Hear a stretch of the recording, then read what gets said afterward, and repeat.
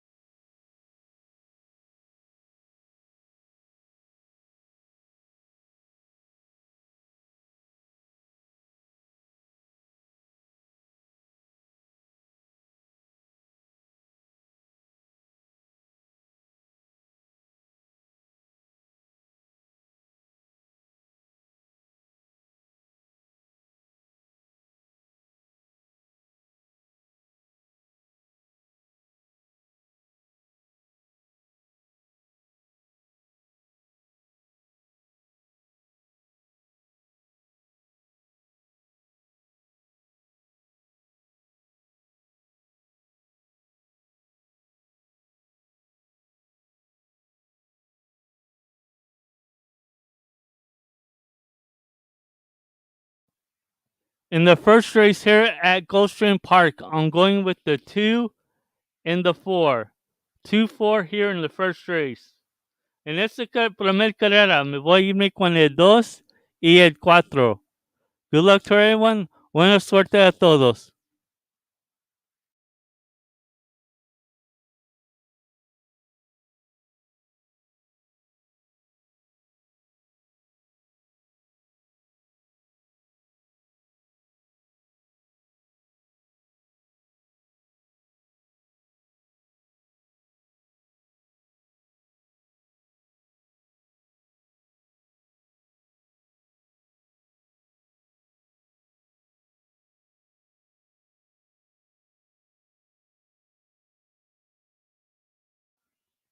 Estamos muy bien, gracias. ¿Y ustedes?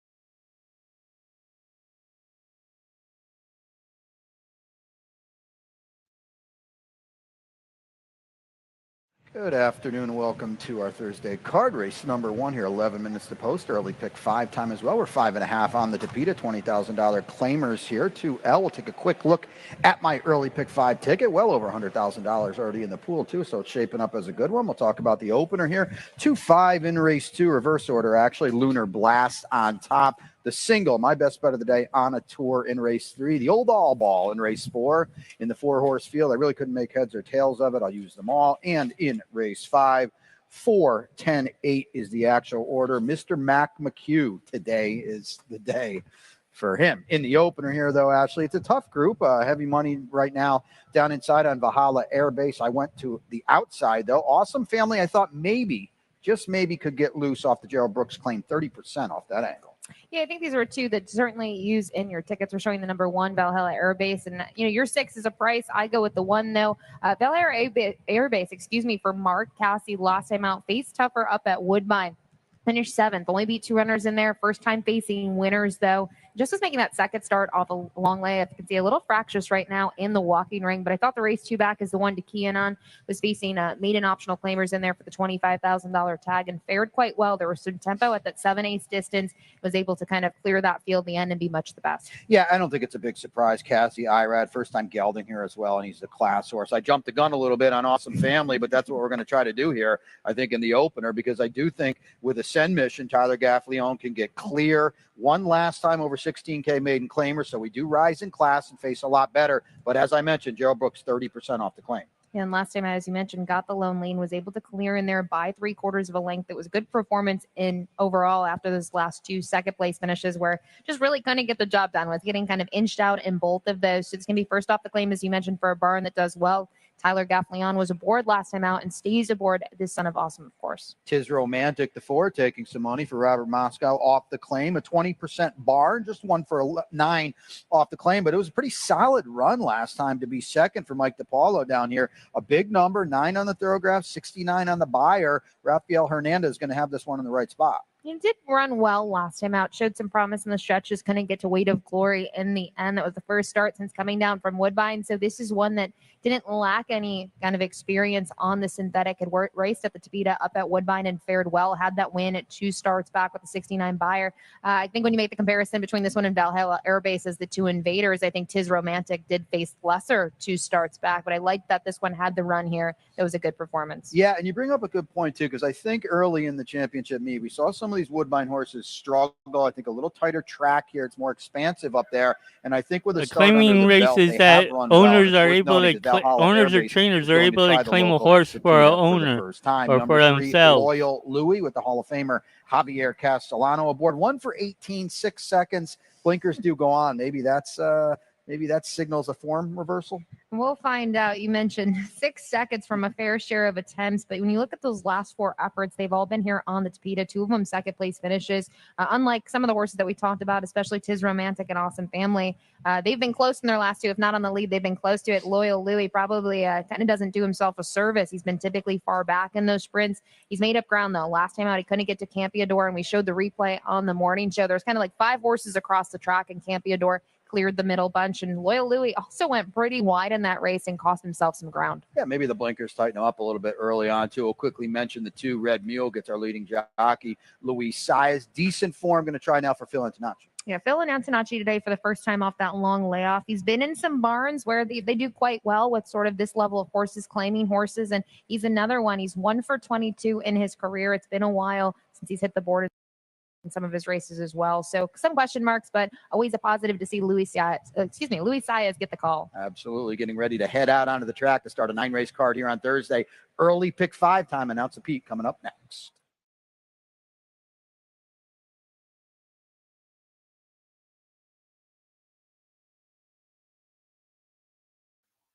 Again, for my selections here, I'm going to go with the 2 and the 4. Otra vez, en esta carrera me voy con el 2 y el 4. Buena suerte a todos. Good luck to everyone.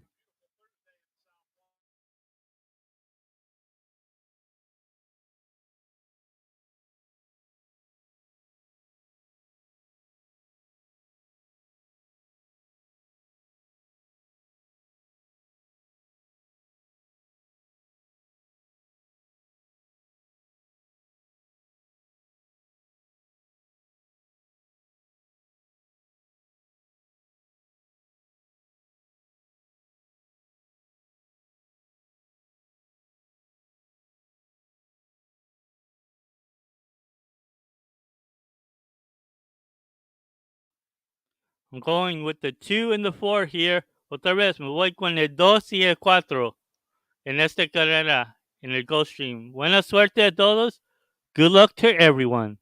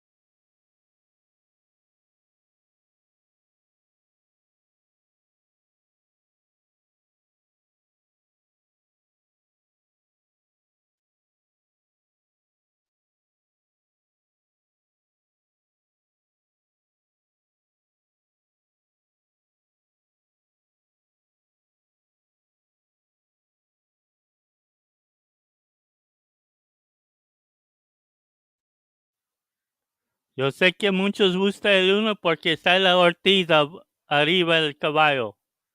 Yo ya sé. Pues yo me voy con precios en esta vez. No voy a estarme con los favoritos. Todo el tiempo.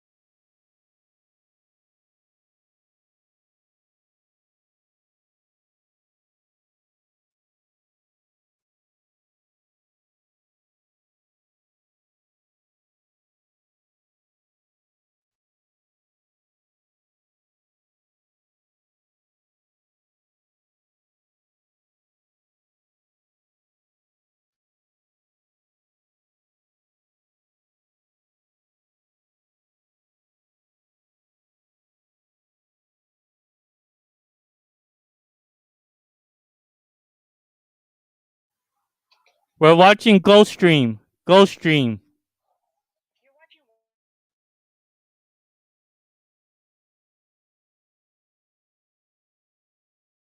Post time in a minute. 1 minute to wager on the early pick 5.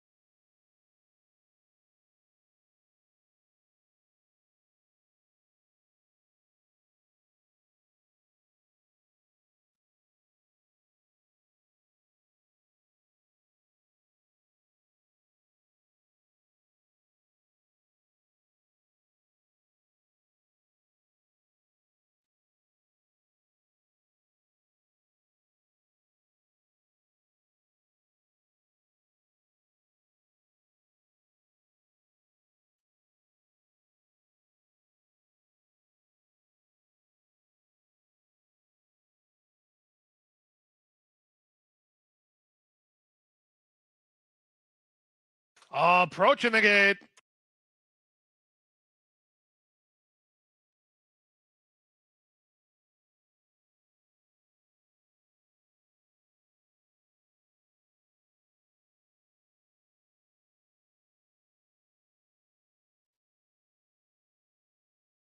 The horses are at the gate.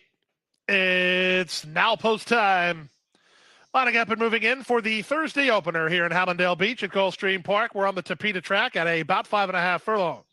Field of 7 doing battle here. The even money favorite is number 1, Valhalla Air Base, a son of Air Force Blue under jockey Irad Ortiz Jr. In the line goes Tis Romantic. Here's Lucky as a 7 moving forward, 19-1 on him today. Last two up are Awesome Family, and from the outside, High Press. Awesome Family, a recent maiden winner, Tyler Gaffleone for Gerald Brooks. High Press and Luca Panici to the outside. High Press going forward to the outside gate. Tracks fast, all weather fast, and they're in the gate.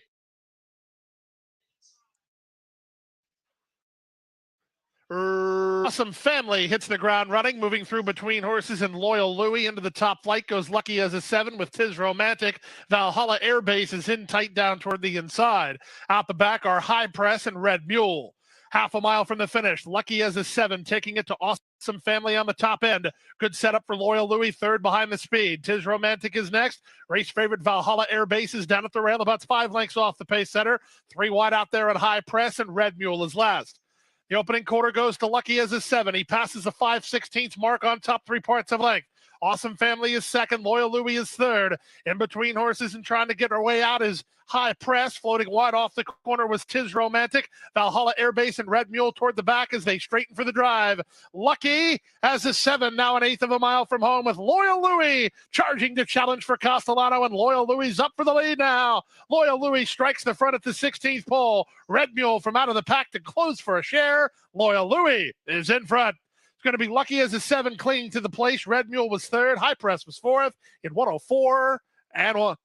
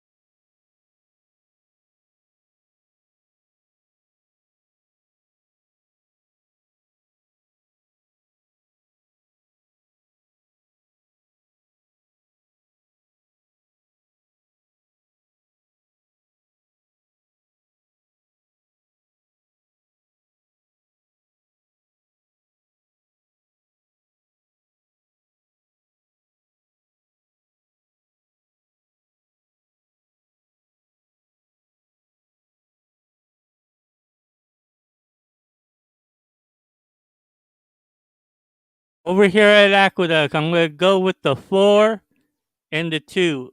Acá en el Aqueduct me voy con el 4 y el 2. Buena suerte a todos. Good luck to everyone.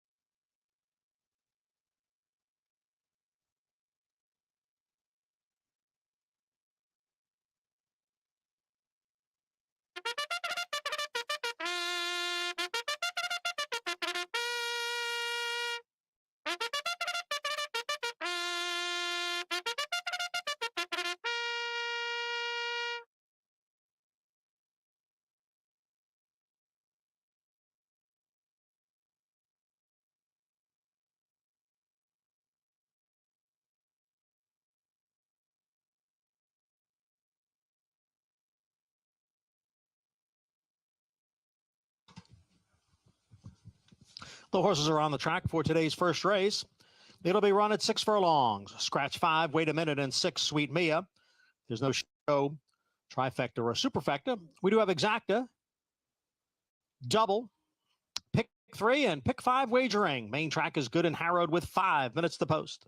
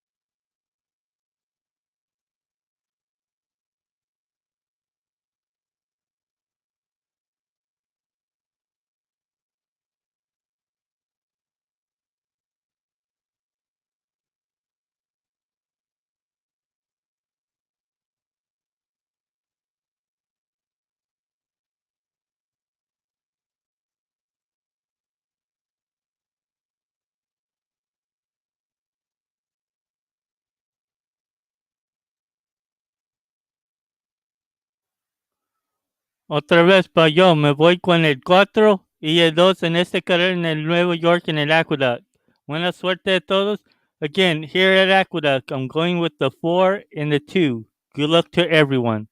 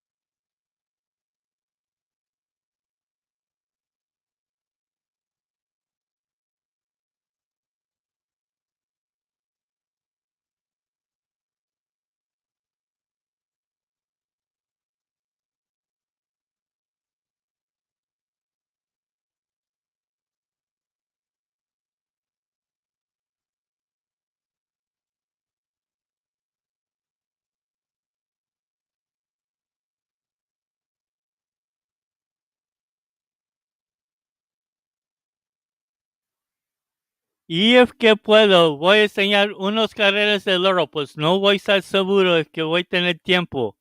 Pues no hay a estar pushándome que quieres que ponga otro traje.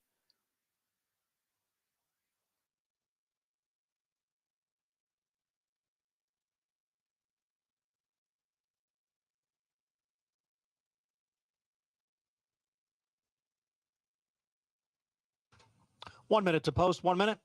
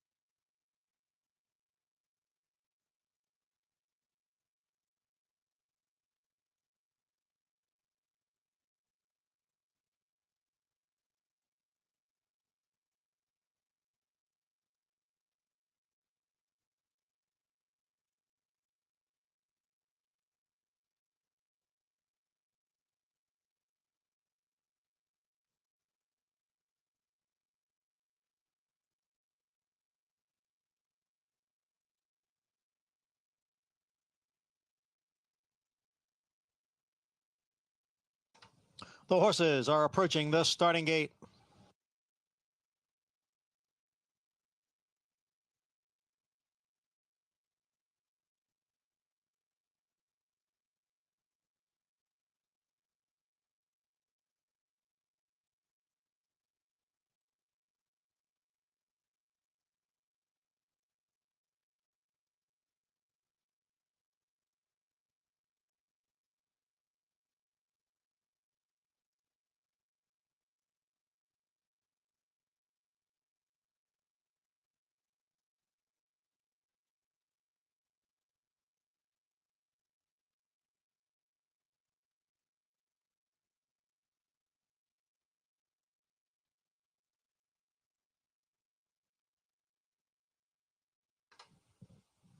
Waiting for a Violent Point and Hydra.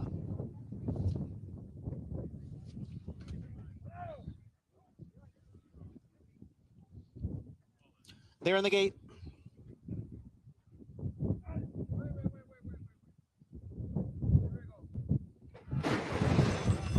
And the rough. Baba out for the lead from that inside post position. A Violent Point, Starship Reina, they're right together, second and third. 2.5 lengths back to Hydra, who trails the field in fourth as they move up the back stretch. And it is Baba down at the rail here, leading by a half length. Violent Point keeping up the pressure on the outside is right alongside. Then it's 4 lengths back to Starship Reina and Hydra in the opening quarter mile over the good track, 22 and 2/5 seconds. The favorite, Baba, at the rail, leads by a head. Violent Point on the outside is second. 4.5 lengths to Hydra, who now moves into third. Starship Reina is the trailer. It is still Baba narrowly over Violent Point as they come for the top of the stretch. Baba at the rail, Violent Point on the outside, Hydra and Starship Reina, the half mile in 46 and 3/5 seconds. And now Baba draws clear from Violent Point. It's Baba in front, 2.5 lengths. Violent Point runs in second as they pass the 8th pole. It is Baba now by 4 lengths. Baba, the big favorite, 1-2 here in the opener, and she has got it locked up. Baba is the winner. It's going to be close for second. Hydra comes on to complete the exacta.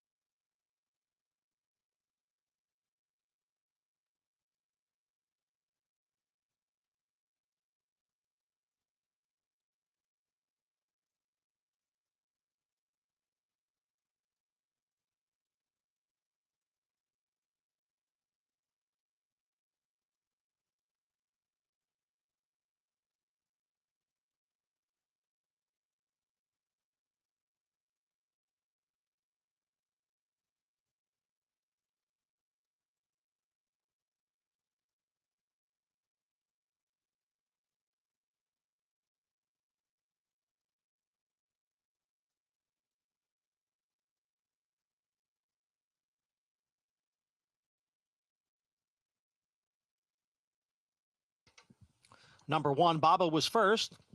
Number 4, Hydra second. Number 3, Violent Point was third. Number 2, Starship Reina finished fourth. Results unofficial. 1-4-3-2. The time 1 minute 13 and 1/5 seconds.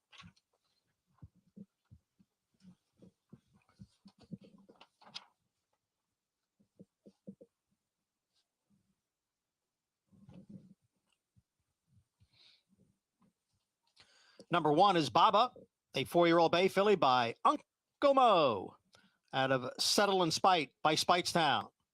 Baba is owned by Perez Stable, trained by Juan Vasquez. The rider, Manny Franco. Baba was bred in Kentucky by Woods Lane Farm.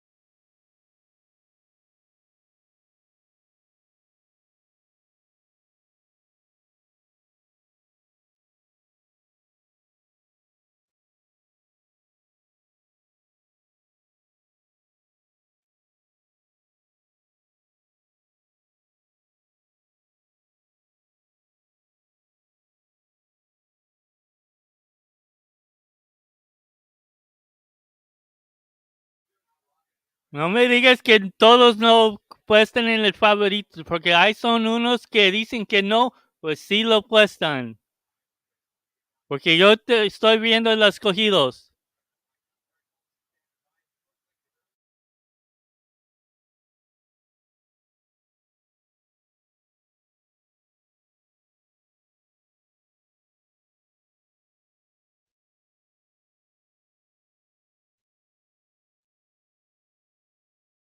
The horses are at the gate. It's now post time. Lining up and moving in for race number 2, leadoff leg of the early pick 4. The heavy favorite is number 5, Lunar Blast. Jockey Luis Saez has the call for Rohan Crichton. 5-2 respect for the rail horse Candy's Dream. Tyler Gaffleone up for Mike DiPaolo. 4-1 money for number 2, Shadley. Angel Arroyo for Terry Pompey. Queen Domina stepping into line. Let go today at a big number. This is the other one from the barn of Rohan Crichton. And then the late running Miss Italy will complete the line. Miss Italy and Leonel Reyes to the outside. They're in the gate. And they're off. Awful start for Queen Domina. She had her head up when they sprung it and reared at the start. Shayna Lee was away quickly alongside her in Torn Jeans. Moving out the rail, Candy's Dream won't be far away. On the far outside, and Lunar Blast into the top flight. The two at the back are Queen Domina and Miss Italy. Out of the chute onto the main course, it's Torn Jeans in front. Holding inside ground is Candy's Dream, and then the three path is Lunar Blast. Headstrong behind the speed is Queen Domina fighting the rating after some tough early start. Out wide on the course in Shadley, and the trailer is Miss Italy. Quarter time, a reasonable 24-2, less than 5/8 from home. Torn Jeans working off the inside with the advantage, Candy's Dream, trying to hold inside ground and alongside in second. 3 wide in Lunar Blast third. Shadley is a 4 wide fourth. Then it's Queen Domina, and then it's a gap of another 4 to the trailer, Miss Italy. They leave the backstretch and move on to the far turn through a 47 4/2 mile. With rail position, it's Candy's Dream, now in front by a length. Here's the chief challenger, Lunar Blast on the outside. She's up into second. Torn Jeans losing the battle. She's back to third. 4 ahead of Shadley, then Queen Domina. Miss Italy is at the back as they run to the top of the stretch. Gaffleone lets out a notch on Candy's Dream and tries to shake Lunar Blast, who's under a full drive while second. 5 ahead of Torn Jeans. Then comes a rallying Miss Italy, and they're at the top of the stretch. Candy's Dream off the corner leads by a length and a half. Lunar Blast not going down without a fight. She's still in range while second, well clear of Miss Italy third. Less than 1/8 of a mile from home, and Candy's Dream still finding under Tyler G. Candy's Dream driven out. It's Candy's Dream in front. Second is Lunar Blast. Third is Miss Italy, and fourth is Shadley in 1:38-2.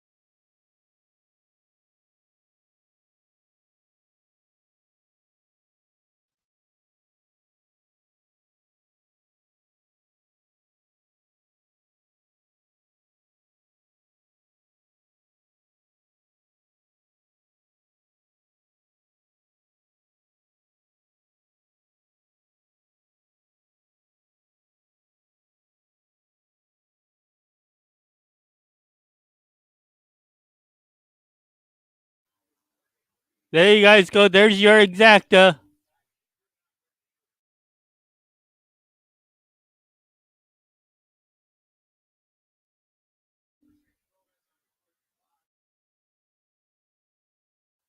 Not gonna pay too much, but there you go. A little bit's a little bit. And don't tell me that you guys don't try to play the favorites, because I see your guys' selections, and then when prices come in, you guys get upset about it.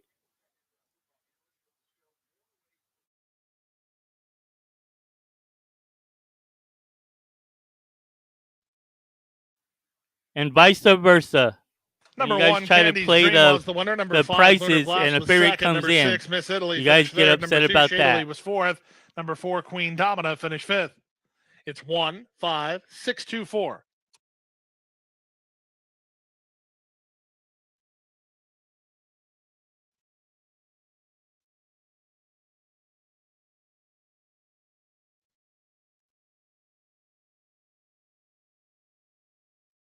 Now returning to the winner's circle, the winner of the second race, it's Mike DiPaolo's number 1, Candy's Dream.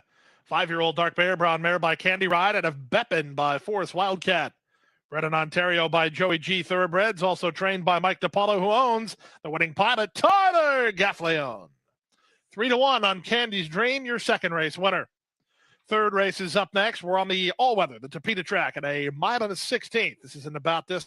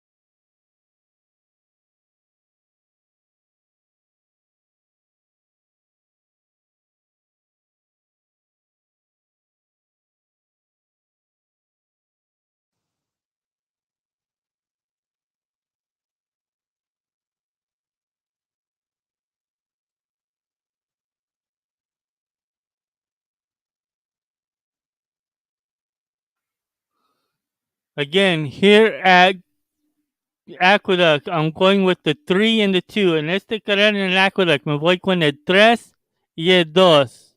Buena suerte a todos. Good luck to everyone.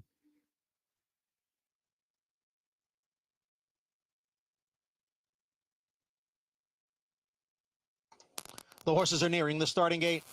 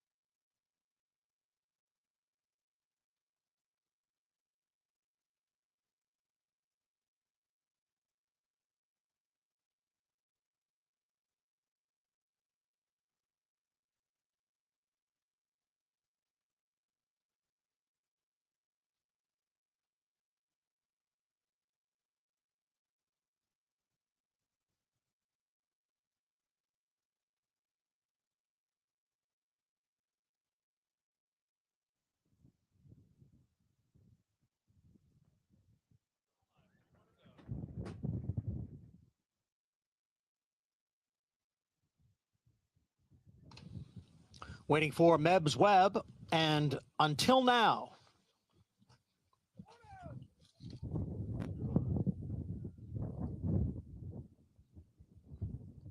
Set for the start of race 2.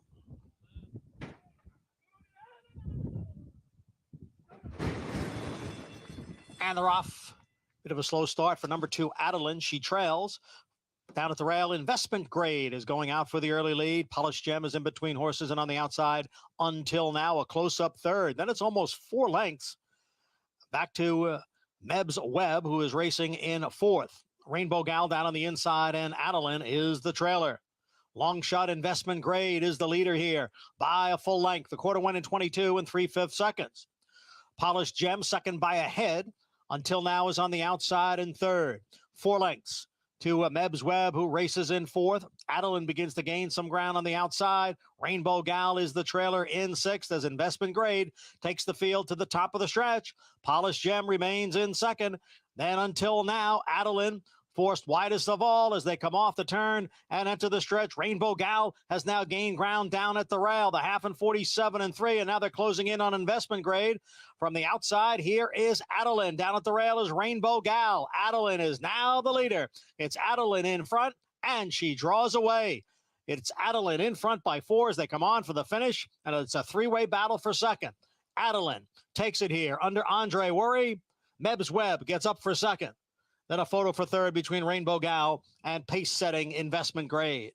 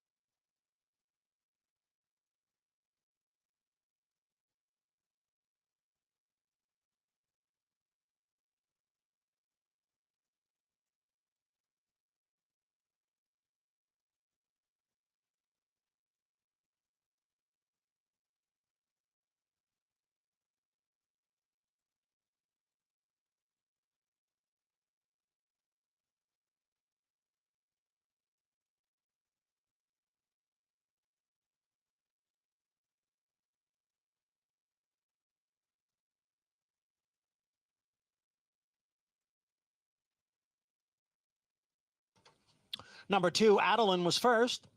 Number 5, Meb's Web second. Number 1, Rainbow Gal finished third, and number 3, Investment Grade was 4th. The results unofficial. 2-5-1-3. Time of the race, 1 minute 14 1/5 seconds.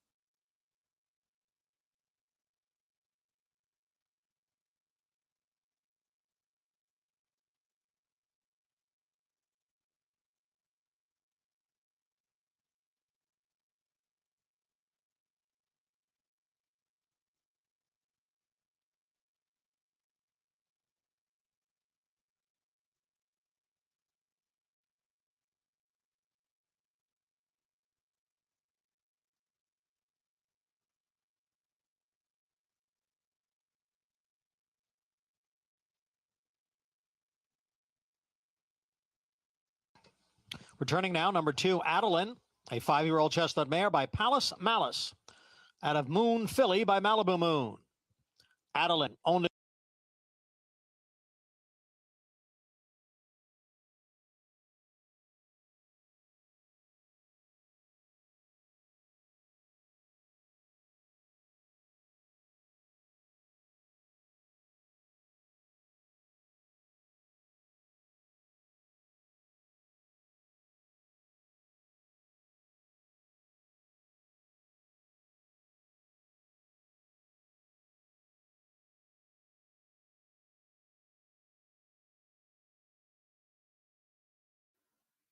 At this race at Gulfstream Park, I'm going with the 5 and the 7. En esta carrera me voy con el 5 y el 7.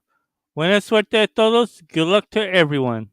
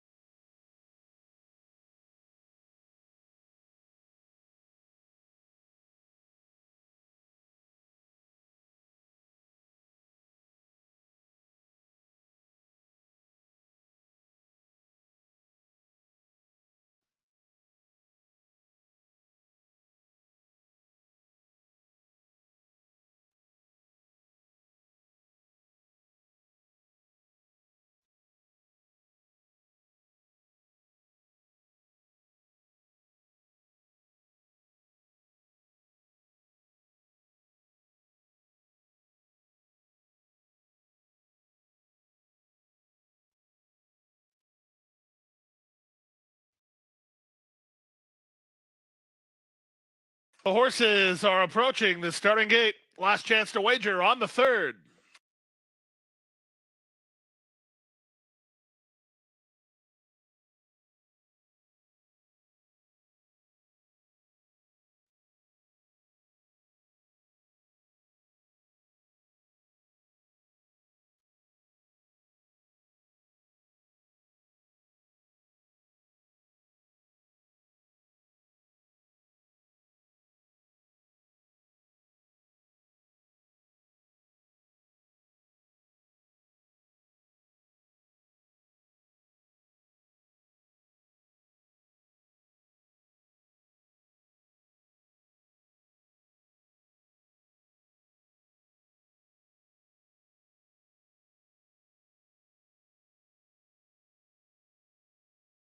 The horses are at the gate. It's now post time. Lining up and moving in for the third. Odds on at 3-5 is number 2, Lido Key.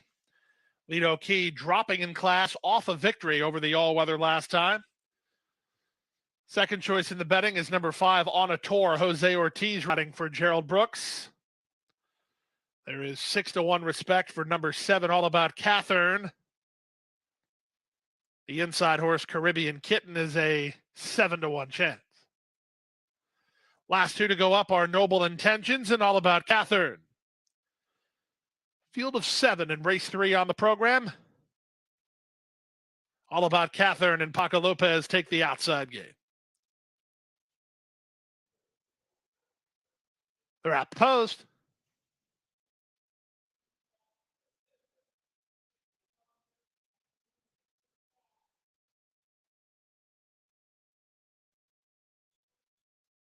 And they're off.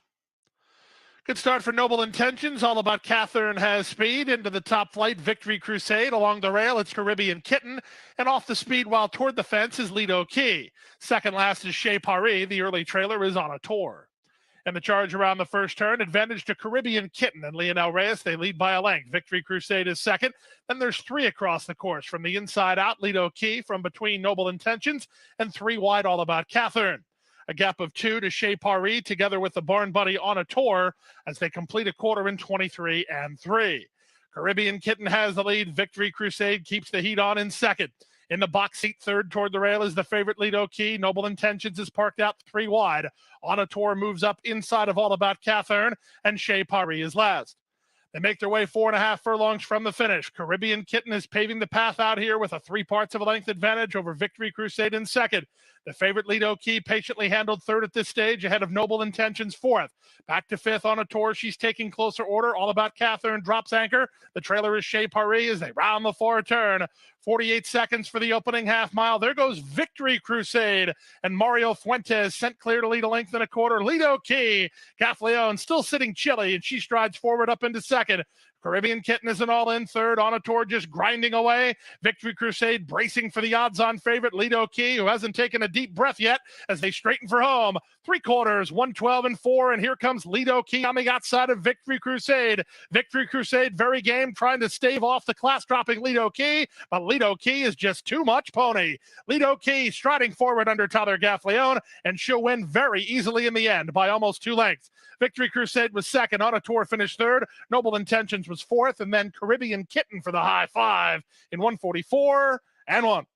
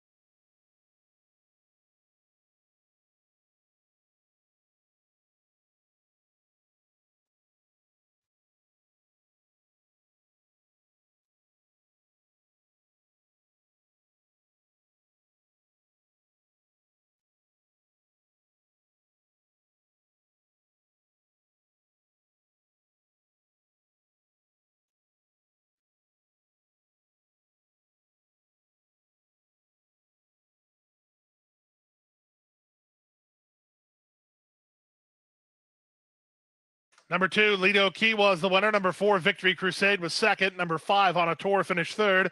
Number 6, Noble Intentions was fourth. And number 1, Caribbean Kitten finished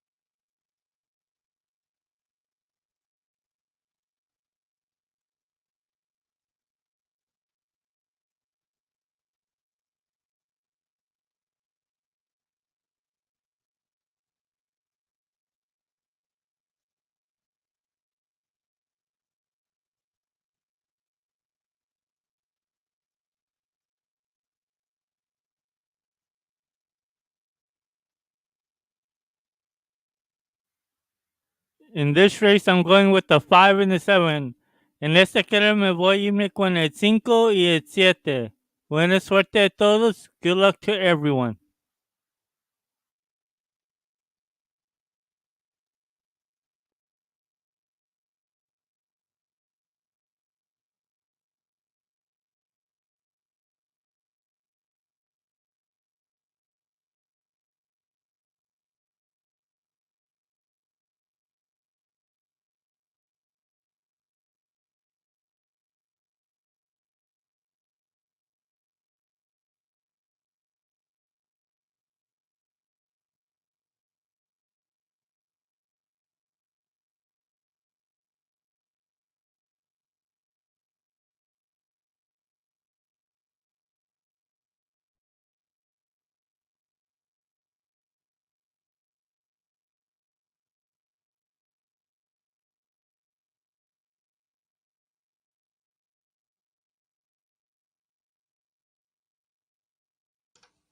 Less than a minute to post, less than a minute.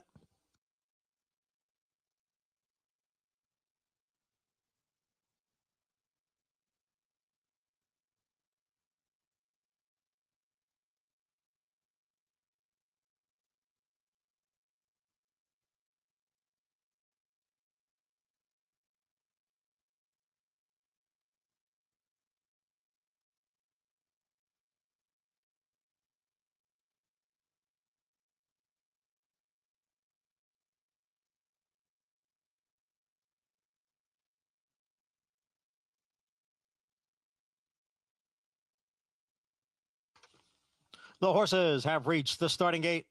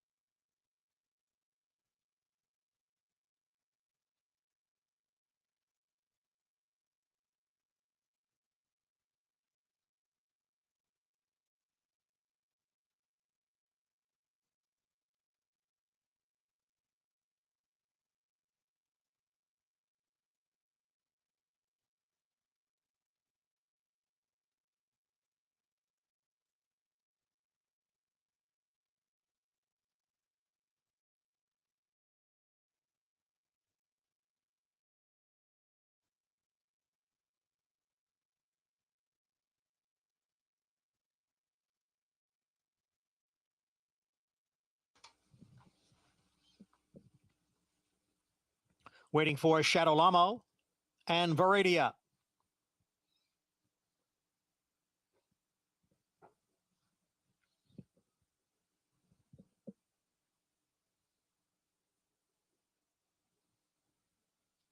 There in the gate.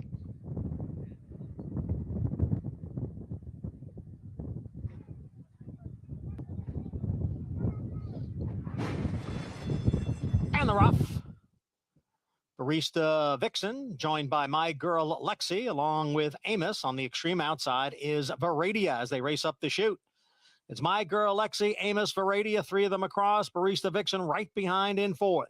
Then a break of four to Shadow Lamo, and the trailer is Whispering Rose in sixth. They make the crossover now to the main track, and it is My Girl Lexi by a head with Amos racing in second, and Viridia on the outside in third, the quarter 24 and 1. Barista Vixen sits just off the front runners in fourth, only 2.5 lengths from the lead. Then it's 3.5 back to Shadow Lamo, and a big gap to the trailer Whispering Rose. It is My Girl Lexi and Amos, and they're 1-2 with Viridia on the outside in third. And they're at the half-mile pole. My Girl Lexi continues to lead. The lead is a half length.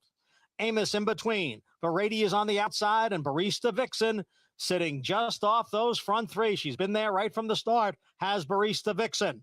Now Shadow Lamo has gained ground, only 3 lengths from the lead. There goes Viridia now. Viridia has taken over the lead. My Girl Lexi has dropped back to second. Amos has dropped out of it. Barista Vixen moves to third. Shadow Lamo on the outside into fourth. It is Viridia with the lead in the lane. Viridia by 4. Then my girl Lexi Barista Vixen's on the outside. It is Veradia in front inside the furlong marker. Barista Vixen continues to gain on the outside. It's Veradia and Barista Vixen. Veradia holding on. Barista Vixen one last try. They come for the finish, and it is Veradia, 3/4 of a length. Barista Vixen was second, farther back. A photo for third between my girl Lexi and Shadow Lamo.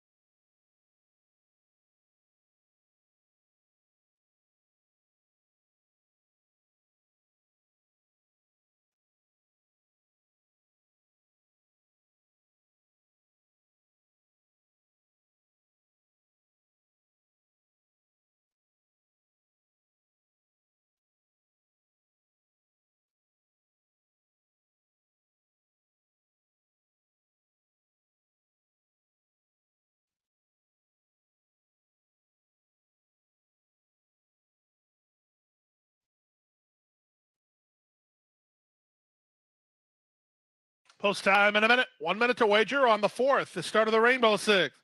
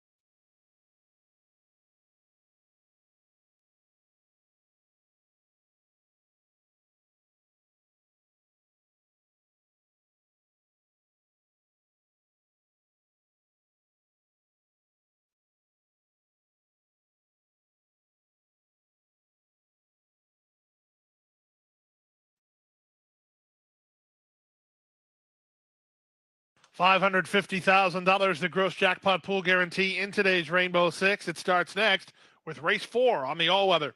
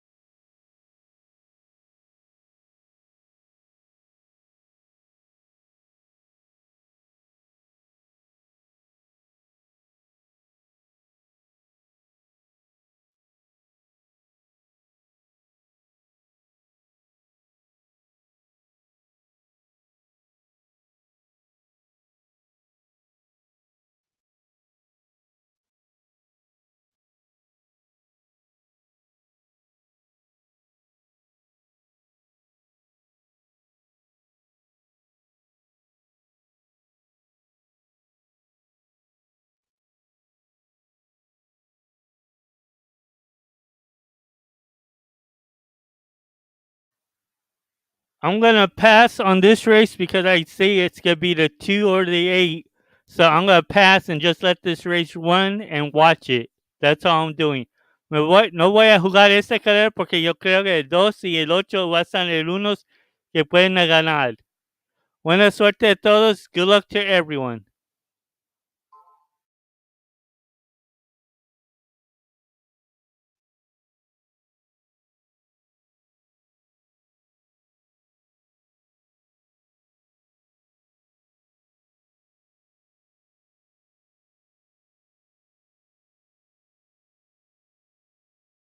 Approaching the gate.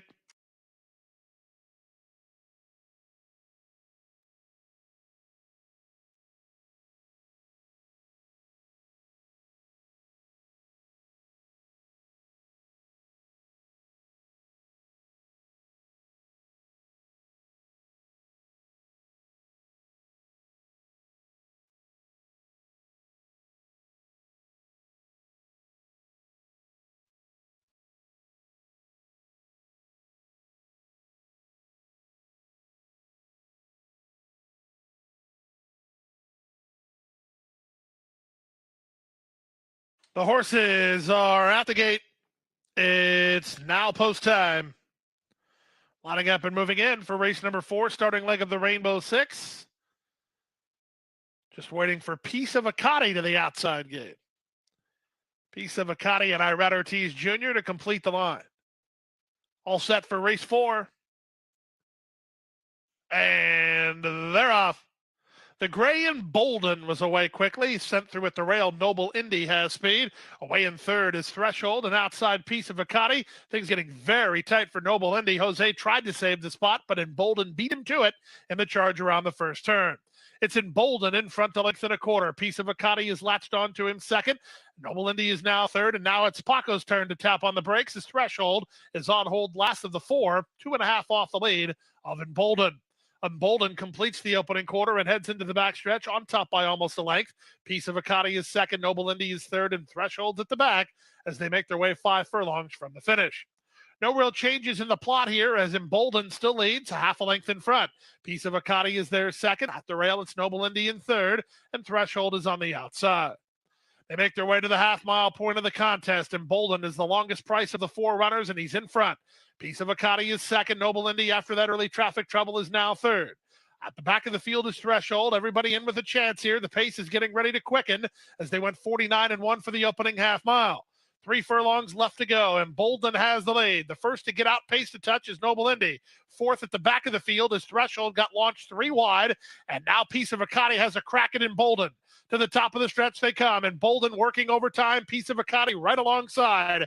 3 wide Threshold, very much part of this, but at this point, Piece of Acati traveling the best of the top trio with 1/8 of a mile to go. Piece of Acati is in front, Threshold still closing on the outside. Piece of Acati digging in, Threshold is right alongside. Piece of Acati driven out by Irad Ortiz Jr., and Piece of Acati is in front. Threshold is second, Noble Indy's up third, then Embolden in the fourth.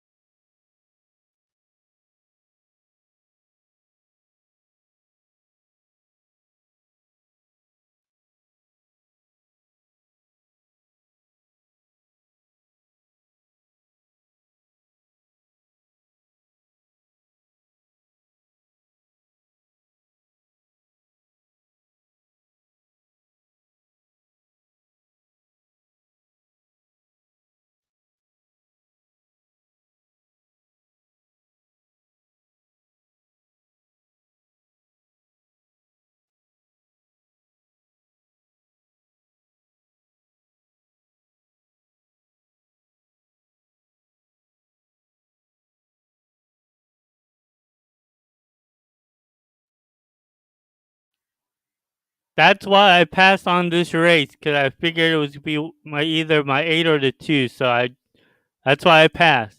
Eso es porque no jugué esta carrera.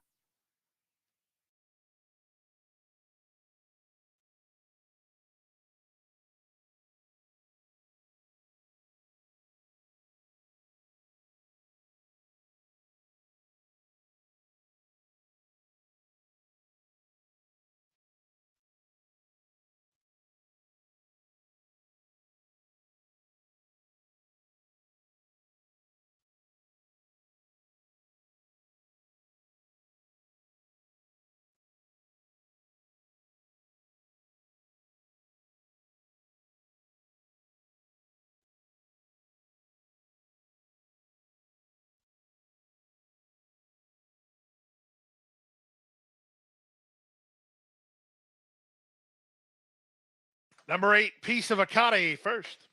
Number 3, Threshold second. Number 2, Noble Indy third. Number 4, Embolden fourth. 8-3-2-4. Piece of Acati got the best trip, and Piece of Acati got the money at 2-1 here, third choice.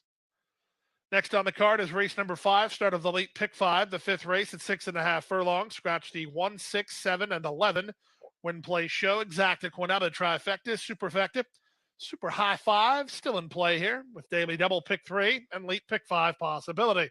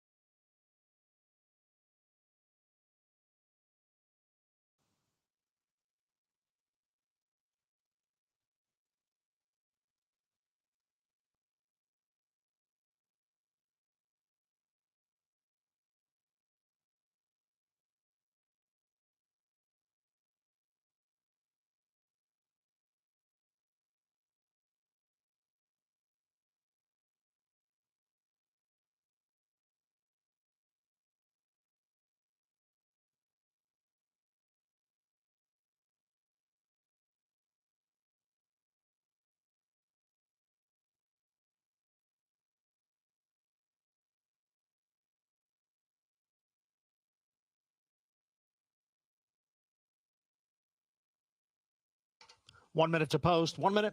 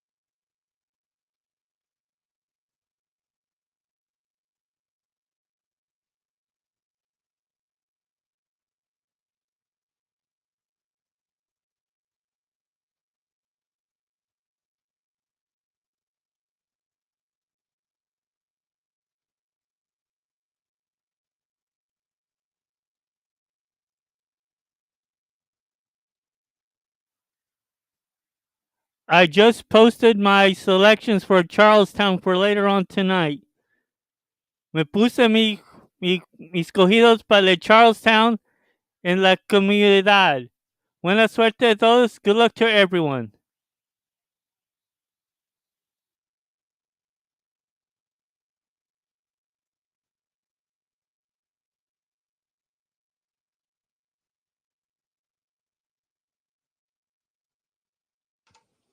The horses are now approaching the starting gate.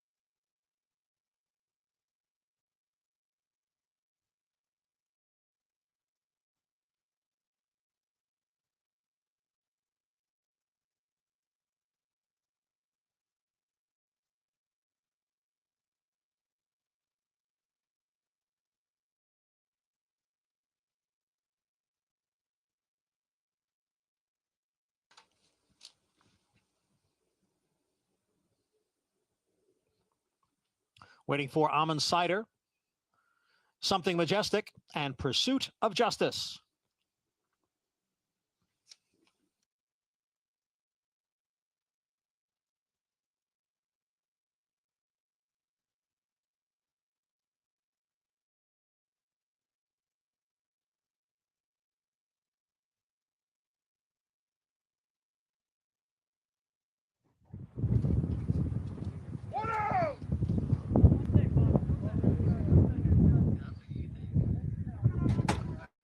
There in the gate.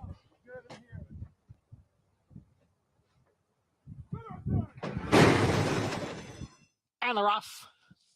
Hesitant start for number 1, Joe Gonzalez.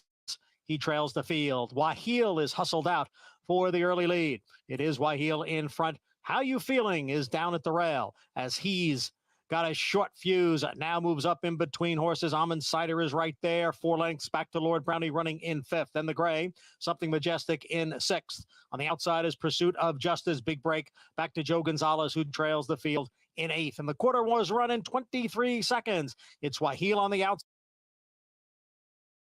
He's got a short fuse down at the rail, and the two of them are heads apart. It's 2 lengths back to How You Feeling. The first-time starter runs in 3rd. Then comes Lord Brownie.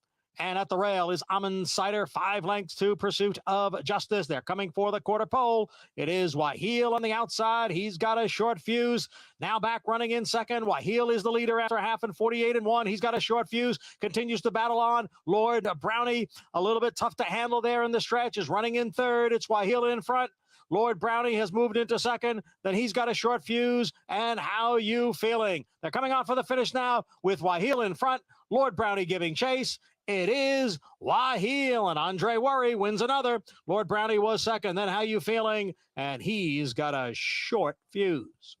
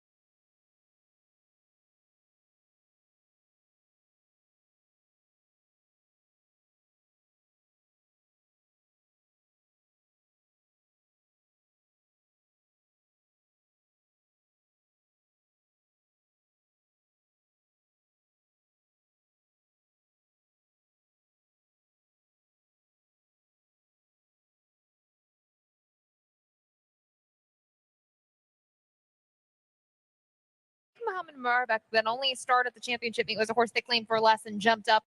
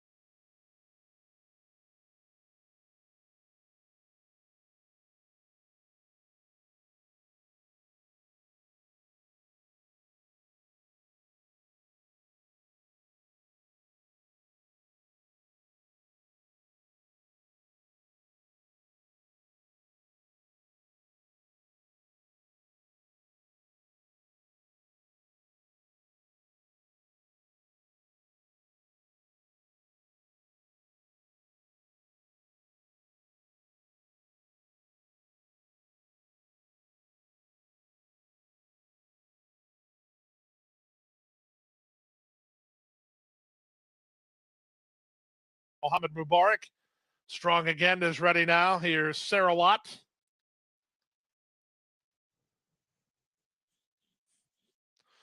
Drawing the outside two gates are Stone Age and Dr. Surfolio. Stone Age in the colors of Shade Tree Thoroughbreds. Drawing the outside, it's Dr. Surfolio under Jose Ortiz to complete the line. All set for the late pick 5. And they're off. Excellent beginning for Sarawat, who's headed out for the early lead. Dr. Surfolio is in no hurry early, moving through at the inside. The Beast won't be far away. Then it's a length and a half to Strong again, ahead of Mr. McQuay. Ridden out of there by Sias. Stone Age is on his outside, and the newcomer Unico is last of all as they make their way down the backstretch. The Beast and Mario Fuentes up to take on the early advantage with Sarawat right alongside, now a length behind in second.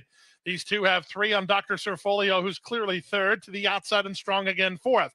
Mr. McQuay is fifth, but starting to launch a bit of a bid. Then back to the rail, and Unico out the back, but improving is Stone Age. Around the far turn they go with the advantage, the Beast by a length and a half. From the back, Mr. McQuay, white colors, picking it up nicely. He was fifth. He's now fourth, now third, and charging to challenge. The Beast is still in front. Sarawat takes another crack at him. From the outside, Mr. McQuay right with him. Backpedaling a touch is Strong again. Nothing really from Dr. Surfolio as they straighten for the drive. From up between, Sarawat now takes a clear advantage with an eighth of a mile remaining. Mr. McQuay up on the outside is there second, but he made a long sustained move to get there, and he can't reach Sarawat. 16th from home, Javier Castellano riding with confidence, and Sarawat has it won. Sarawat is in front. Mr. McQuay second, third was the Beast, and fourth was Strong again. Dr. Surfolio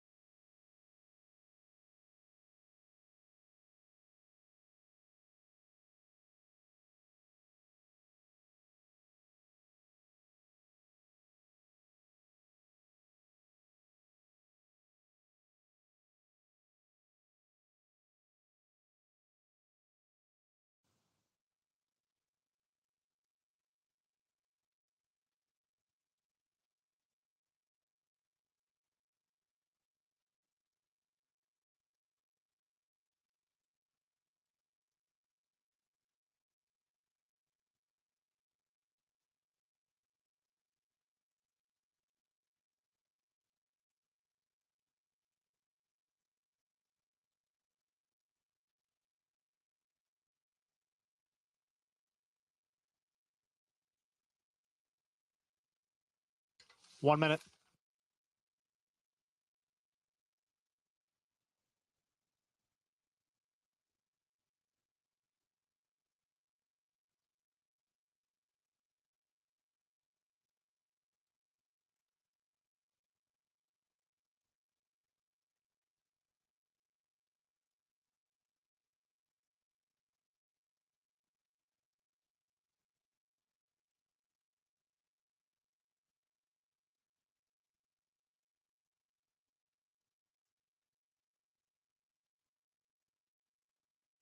One minute.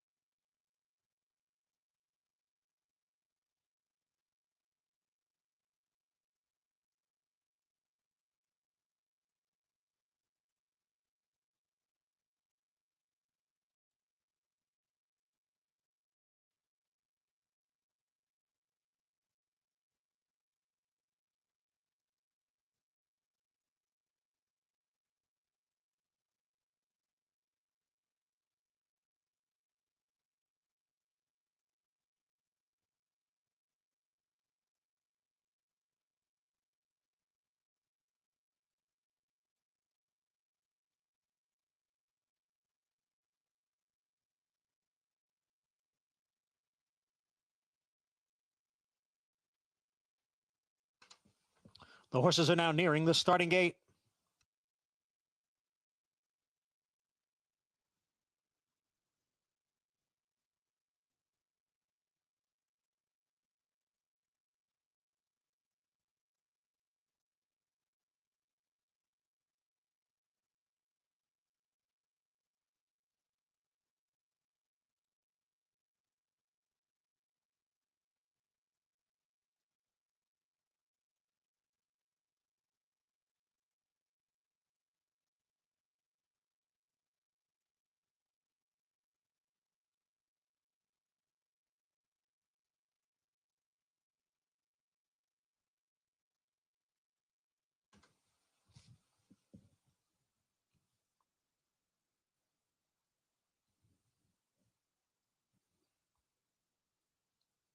Waiting now for Dream Bigger and Tail of Mist.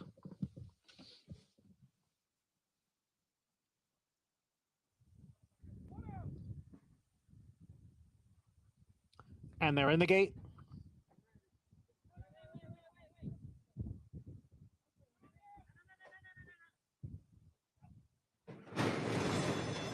And they're off. Lohengrin 2 is out for the early lead with Grand Cacique racing in second. And then comes Dream Bigger along with Summer Bourbon down at the rail. Tres Porciento is moving up. Tail of Mist is on the extreme outside and racing in sixth. And then it is a big break back to Cool Quartet, who trails the field. In seventh, up front, it's Long Shot Lohengrin 2, who leads by 3/4 of a length. Grand Cacique in pursuit in second, the quarter 22 and 3/5 seconds. Tres Porciento is now up to third. Then comes Dream Bigger, who's in between horses. Tail of Mist to his outside, and Summer Bourbon. As the field comes for the top of the stretch, it's Lohengrin 2 and Grand Cacique, and they are heads apart for the lead, with Meet Today's Porciento running in third. They head for home now. It is Lohengrin 2 holding on to the lead here. Grand Cacique is all out in second. On the outside is Meet Today's Porciento. Oh, taking an awkward move there was number 4, Summer Bourbon, down at the rail. Here comes Meet Today's Porciento now. Meet Today's Porciento has gone up to take the lead, then Lohengrin 2 and Grand Cacique, and it is Meet Today's Porciento who wins here under Julio Correa. Grand Cacique came on for second. Lohengrin 2 was third.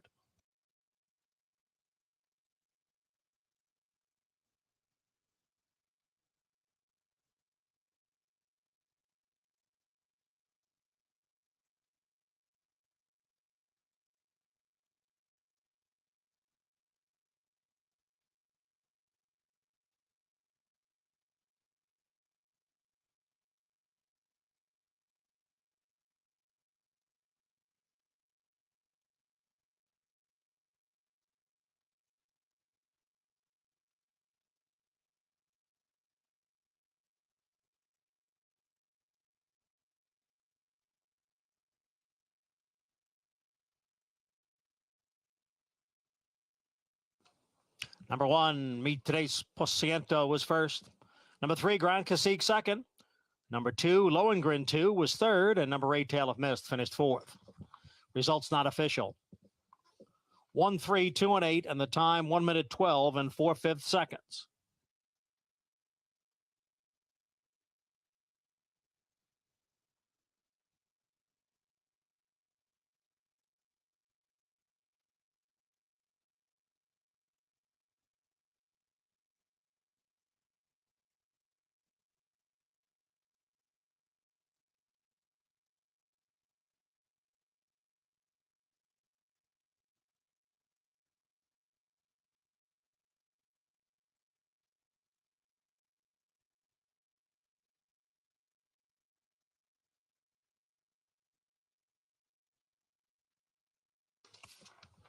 Number 1, Meet Today's Porciento, 7-year-old chestnut gelding by Ocean Terrace. Out of Punta Alto by Dynamix. Meet Today's Porciento, owned by DeLuca Racing Stables. Trained by James Ferraro and the rider, Julio Correa. Meet Today's Porciento was bred in Chile by Haras Melipilla.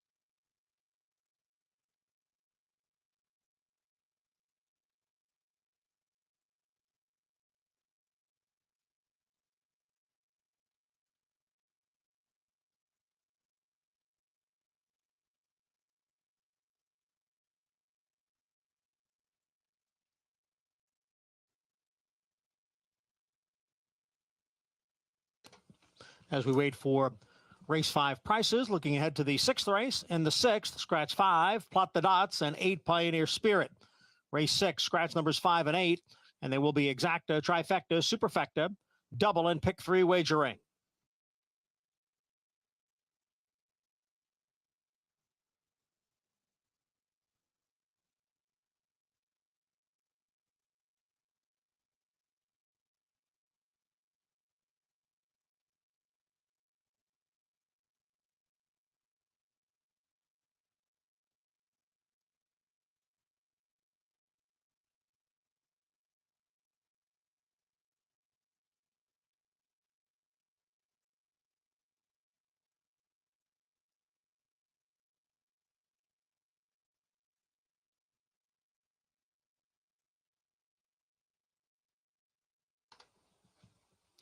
Race 5 official, the exacta, $20.60. The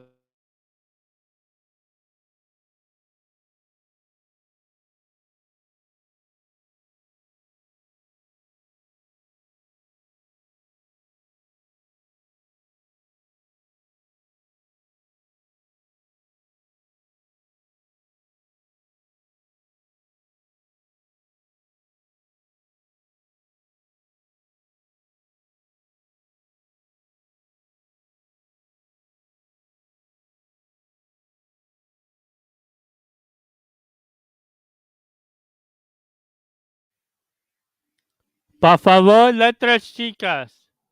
No use letras grandes. No estamos gritando en este cuarto. Letras chicas, por favor.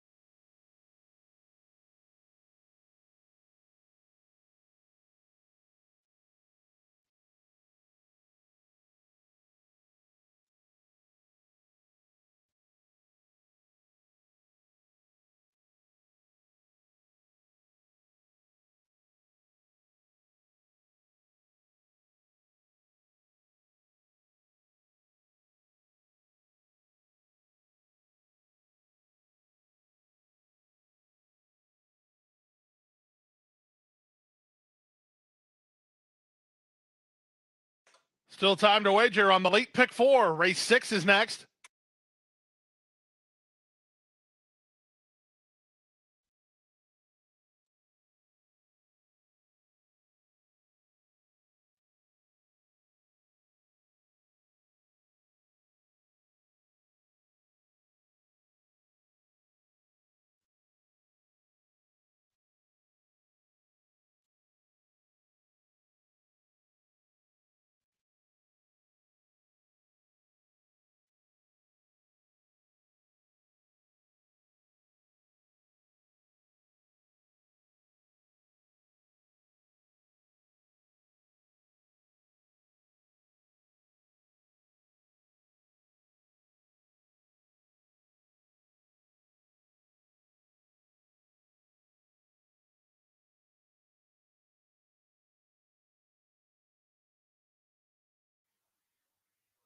Ponga tu escogido una vez. No te voy a decir otra vez a gente.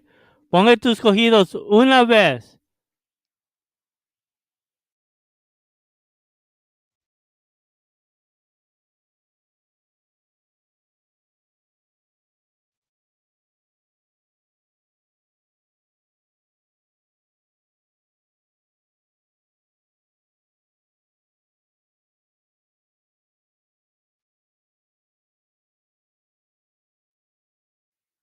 Porque yo tengo otros acá que me van a decir quién está poniendo The cosas que no horses estoy have diciendo. reached the gate.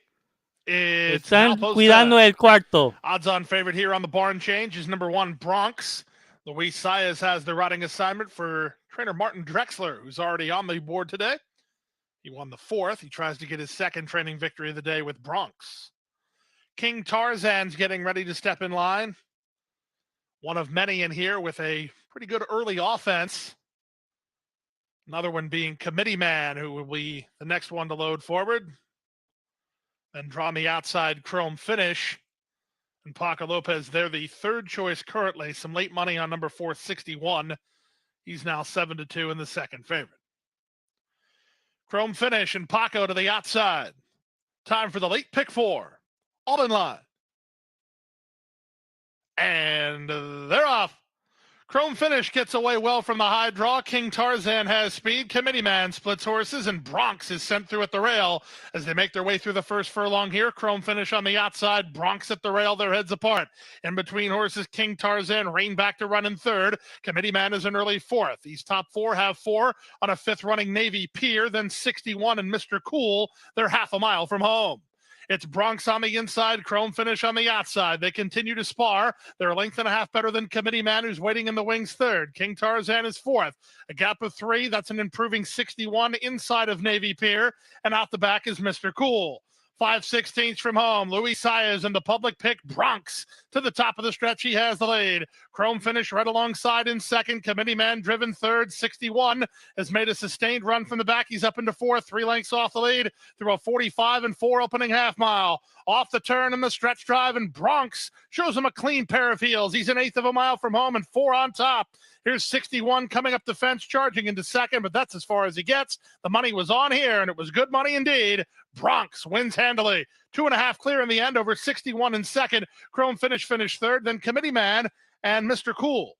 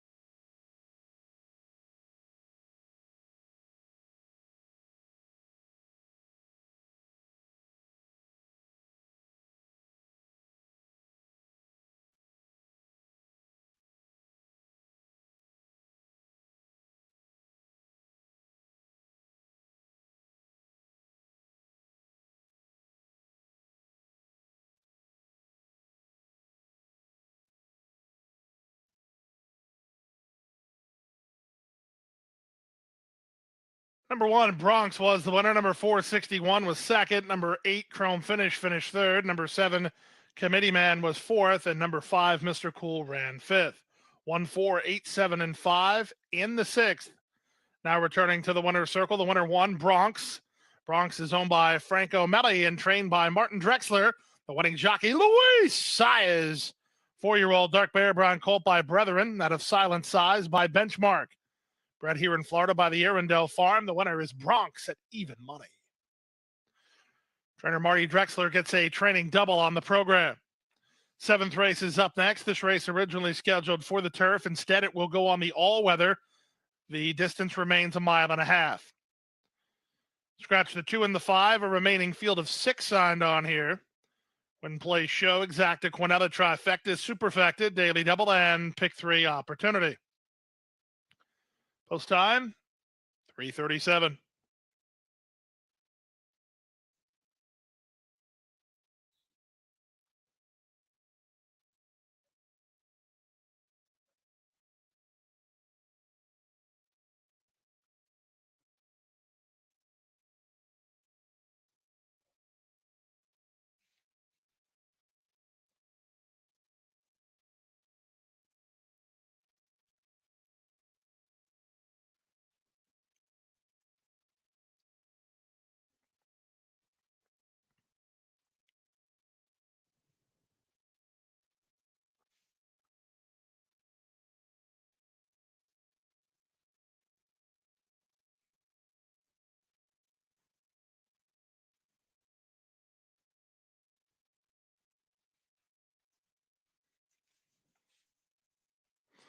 Bronx is even money, and Bronx is home first, the official winner of today's 6th race.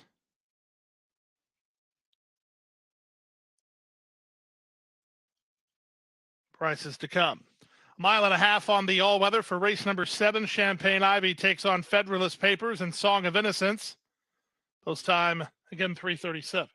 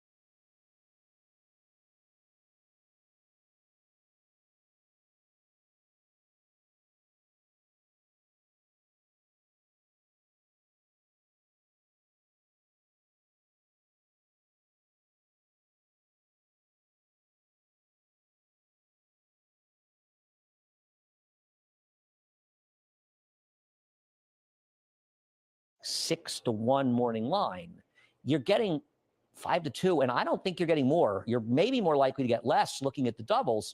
Do you really think you're getting a good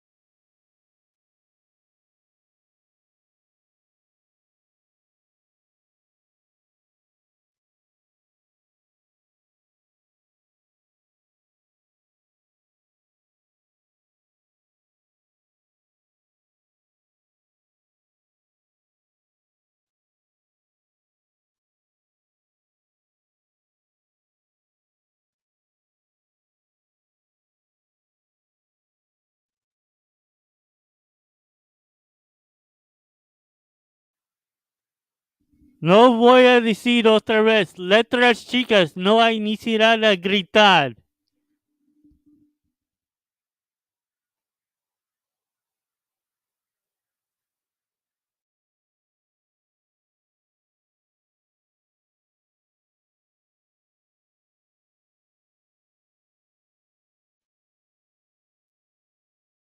Three minutes to post time. Seventh race in 3 minutes.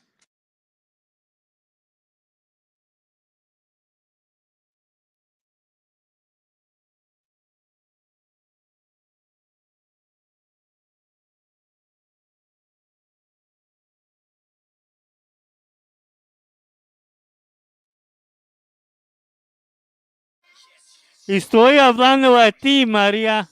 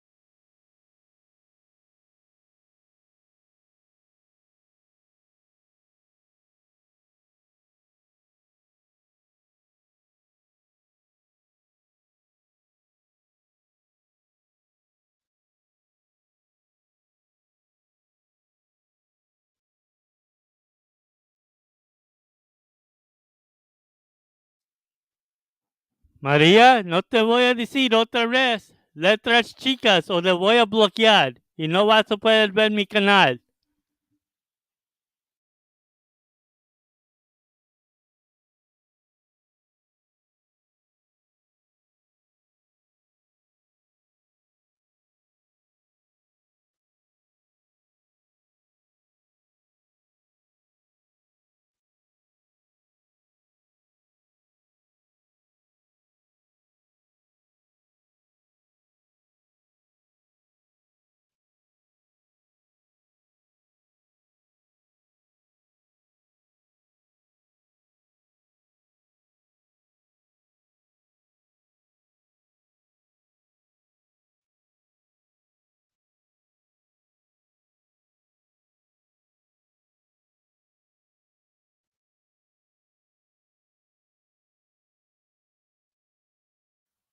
Este es mi cuarto. Yo puedo decir, es mi cuarto. Yo puedo decir que quiera.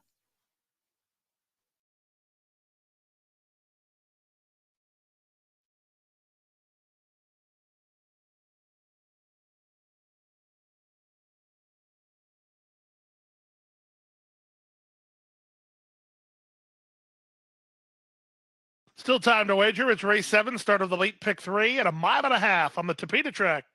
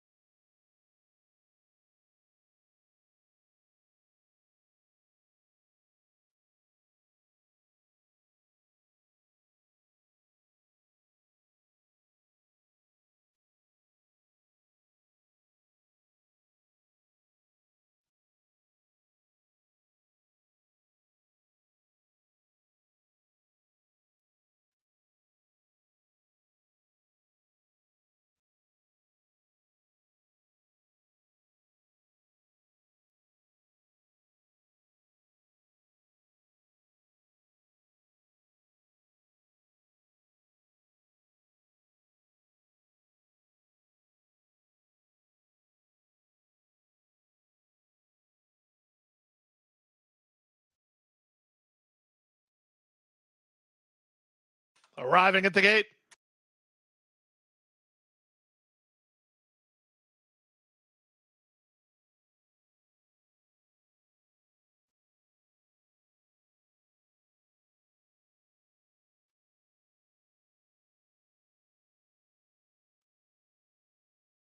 The horses are at the gate. It's now post time. Lining up and moving in for race number 7, the starting leg of the late pick 3 today. 3-2 favorite is number 8, Federalist Papers. Irad Ortiz Jr. has the call for trainer Chad Brown.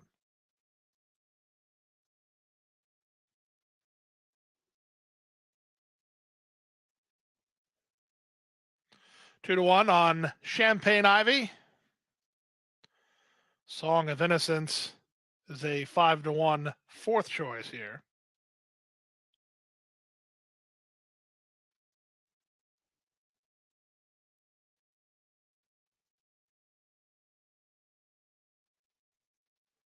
Just about ready with Federalist Papers to take the outside gate. They're at the post. And they're off. Clean beginning. Champagne Ivy, one of the first into stride, reaching out for the early advantage. Kate's Kingdom has speed and runs with her. Up on the outside and now into third is Song of Innocence. Taken in hand is Big Bad Diva, racing ahead of Viva La Red. The trailer is Federalist Papers as they complete the opening quarter mile behind the speed of Champagne Ivy. Javier Castellano riding for 3 on the program. He leads with Champagne Ivy by 2 over Kate's Kingdom and Song of Innocence second and third. On a nice hold while fourth is Big Bad Diva, racing ahead of Federalist Papers. She's in the red and white colors on the far outside, and the trailer is Viva La Red. Down in front of us for the first time, Champagne Ivy has the lead and tries to slow it down even more. From Song of Innocence, who's on the flank of the leader in second, into the pocket goes Kate's Kingdom, who's now third. Big Bad Diva is fourth ahead of Federalist Papers, and the trailer is Viva La Red. Entire field separated by 4 lengths. It's been an easy half mile for these as they swing to the clubhouse turn. With rail position and the lead, Champagne Ivy leads a half a length. Song of Innocence is there second. Kate's Kingdom is parked at the rail in third. Big Bad Diva is racing from fourth, and the 2 at the back, Federalist Papers and Viva La Red.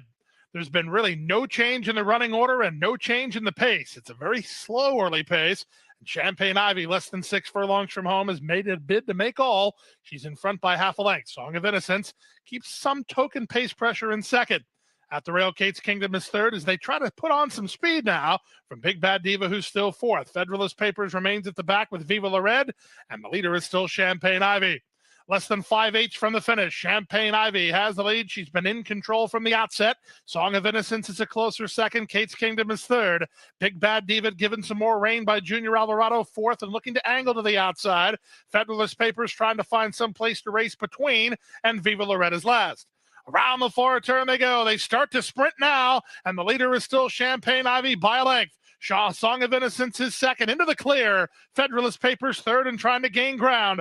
On the far outside, Big Bad Diva covering a lot of ground while 3 lengths behind. Kate's Kingdom is at the rail. Viva La Red is last. Champagne Ivy's been in front for over a mile now. Off the turn on the stretch drive, Champagne Ivy. She has something in the tank here and leads 2.5. Song of Innocence is second. Federalist Papers is third. Big Bad Diva is fourth. Final 16th of a mile, and Champagne Ivy will go 1.5 miles on the Tapita track. Gate 2 wire. Well handled and 2 on top. 3 for Castellano. Song of Innocence was second. Federalist Papers third. Big Bad Diva fourth in the 7th.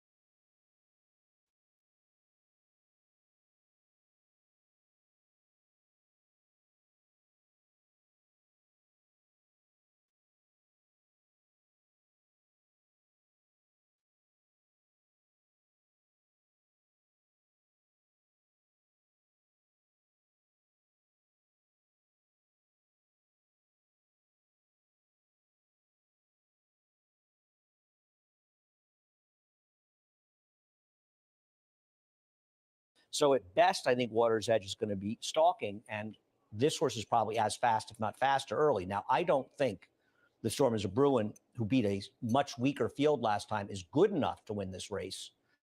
And it doesn't appear he has a track that's playing favorably to speed horses, not playing badly to them, but I don't think it's carrying them along. And I think he gets in Water's Edge's way more than anything else. So that sort of left me with the 3 No Salt. I don't trust Water's Edge getting the distance, and I thought No Salt of the horses remaining would be the better price, because I just didn't want a short price on Hush of a Storm. Now, I'm not convinced he really wants a 1 1/8, though frankly, I think he deserves another chance against this competition, and maybe Trevor McCarthy can work out the right trip. It's not a strong opinion. It's more of a lesser of the evils, and he's the one I went to. 2 to 1 for No Salt, no thanks. Drifts to 3 to 1, I'm good. Let's see where Maggie is.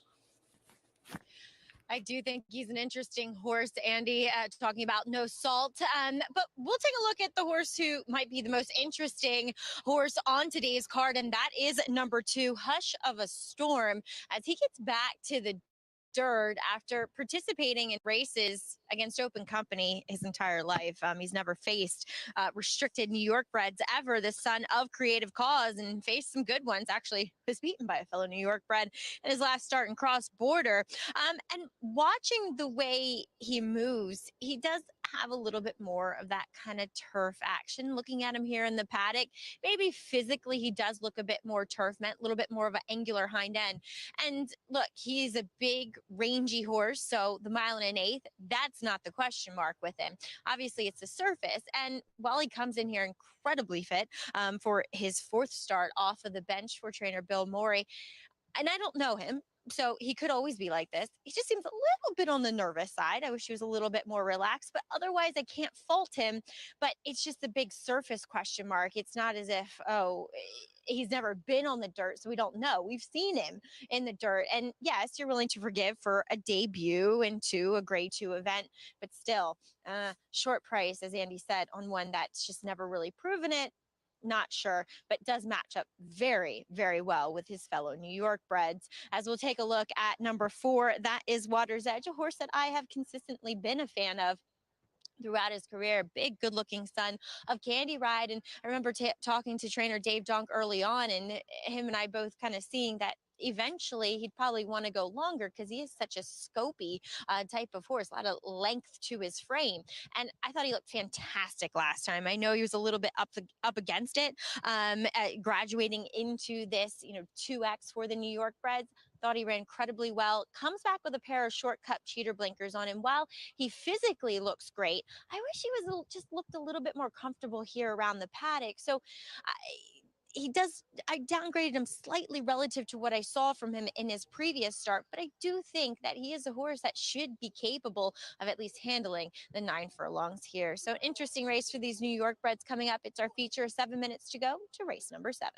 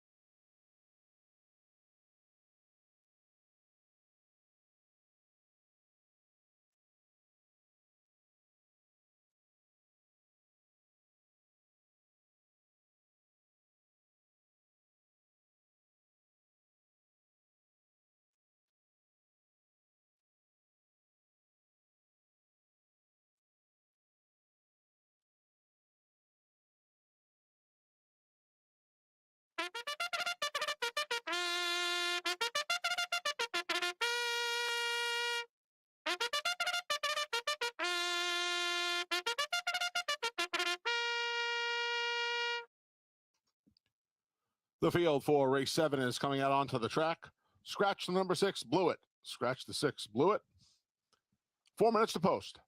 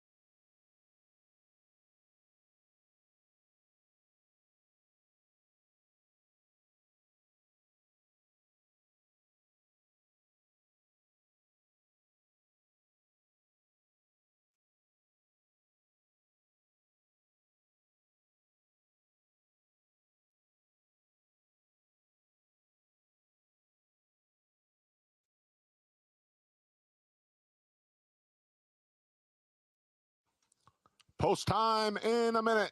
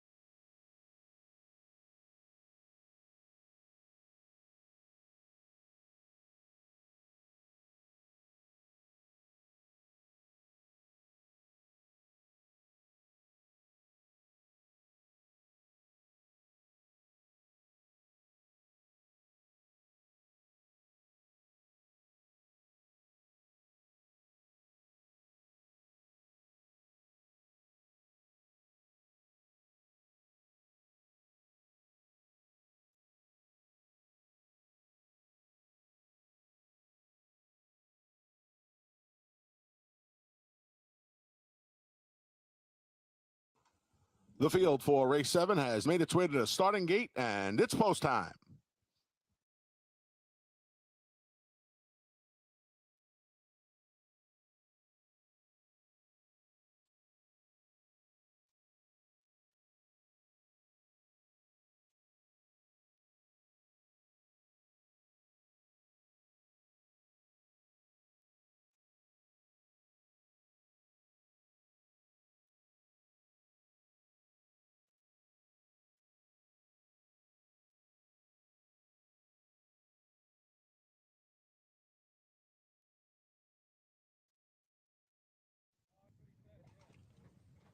Long shot, anything possible's in. Current favorite, Hush of a Storm, up next.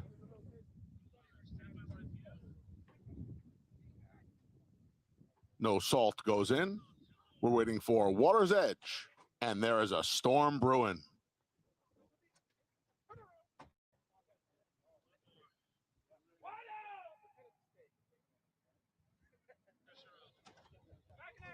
They're in the gate. Still waiting for There is a Storm brewing. Reluctant to load. He goes in now, and we're all set.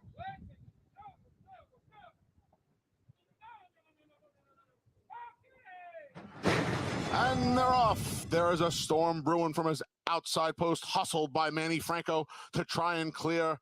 Water's Edge is there. Hush of a Storm, the substitute Silks. He's in third, outside to No Salt. The trailer is Anything Possible. There's a storm brewing. He cleared, and he makes his way around the clubhouse turn, a length to the good of Water's Edge, who's tracks in second. We come 2 lengths back to Hush of a Storm, who's third.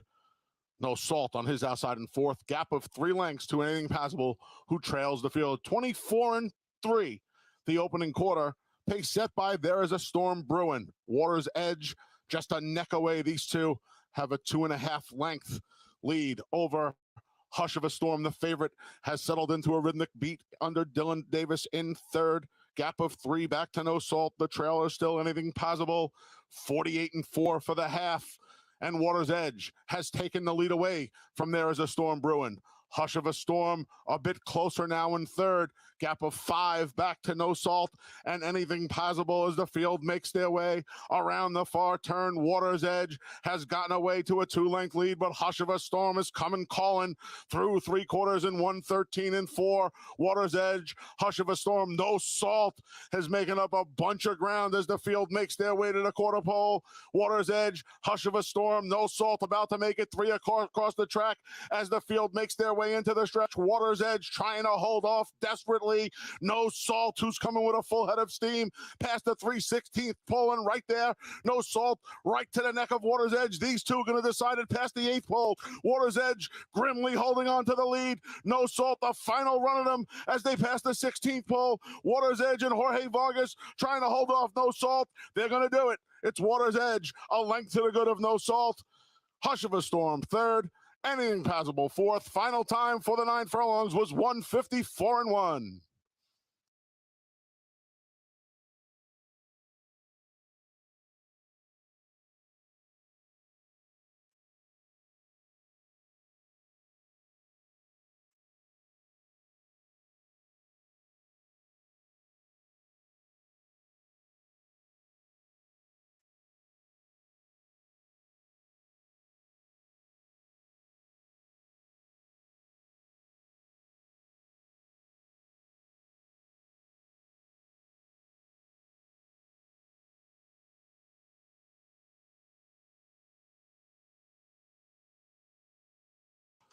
Number 4, Water's Edge was first. 3, No Salt second. 2, Hush of a Storm third. 1, Anything Possible fourth.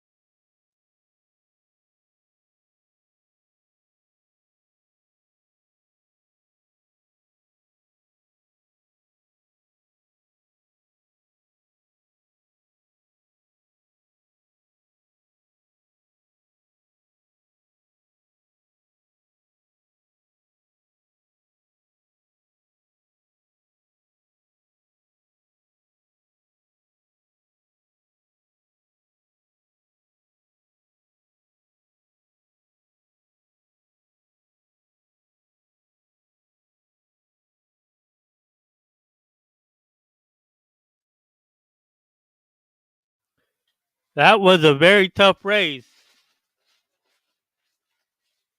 That 3 could have went by at any time.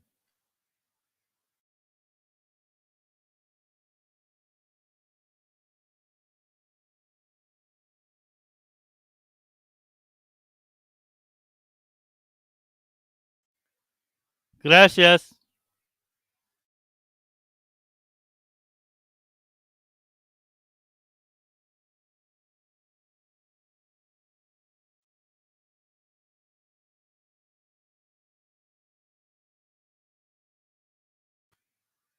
Y no me digan, porque yo estoy Race viendo 7 is quién official. está escogiendo y cómo se van, porque ahí están esos que dicen que van para precios y están escogiendo los favoritos. Yo estoy Returning to chequeando. the winner's circles, the number 4, Water's Edge. Water's Edge is a 4-year-old son of Candy Ride out of the Bluegrass Cat mare Sandra. Water's Edge is owned by Empire Equines LLC, trained by David Donk, and the New York bred. Water's Edge was ridden today by Jorge Vargas Jr.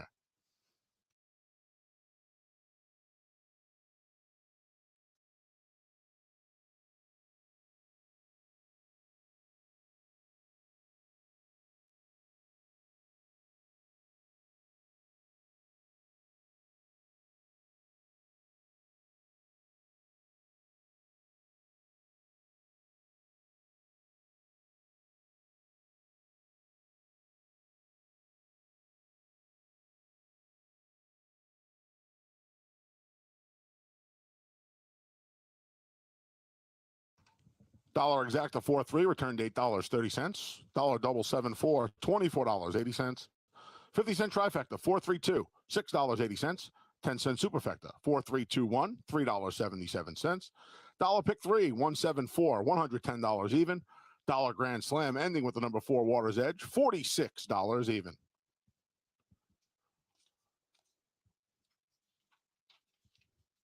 Race 8 is up next. It offers win, play, show, exacta, trifecta, and superfecta wagering. An overweight for the number 6 Copa, 1 pound over. 1 pound over on the 6 Copa. And an equipment change for the number 8 Next Flight. Blinkers on. Blinkers on the 8 Next Flight here in the finale. And race number 8, the Thursday finale, comes your way in 24 minutes at 4:30.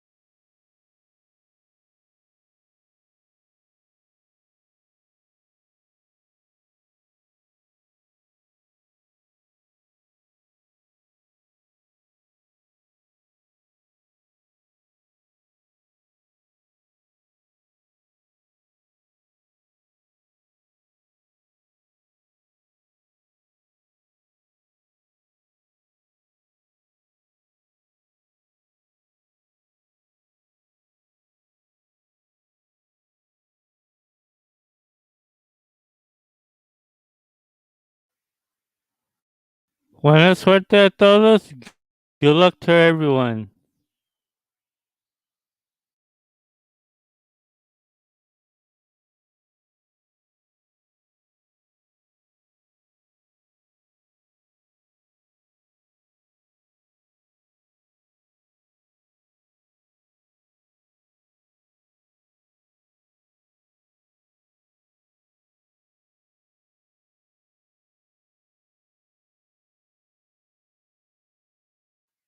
Pues no hay necesidad de jugar cada carrera.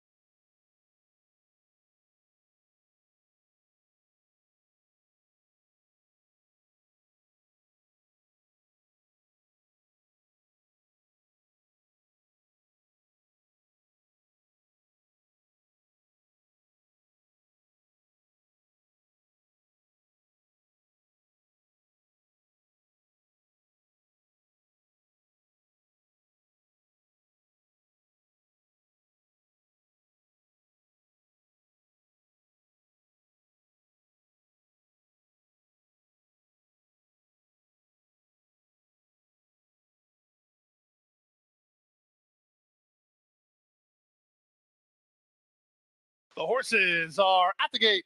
It's now post time. Lining up and moving in for race number 8, the starting leg of a late daily double offering. Race favorite at 3-5 is number 5, You're Killing Me. Ran excellent in the South Florida debut behind claiming crown winner Face of Victory. Faces a considerably easier cast here today, hence the role as the odds-on choice. Friendly Fella and Nacho Papa are the last two to move in line. Friendly Fella, then Nacho Papa and Angel Arroyo to the outside gate. They're at the post.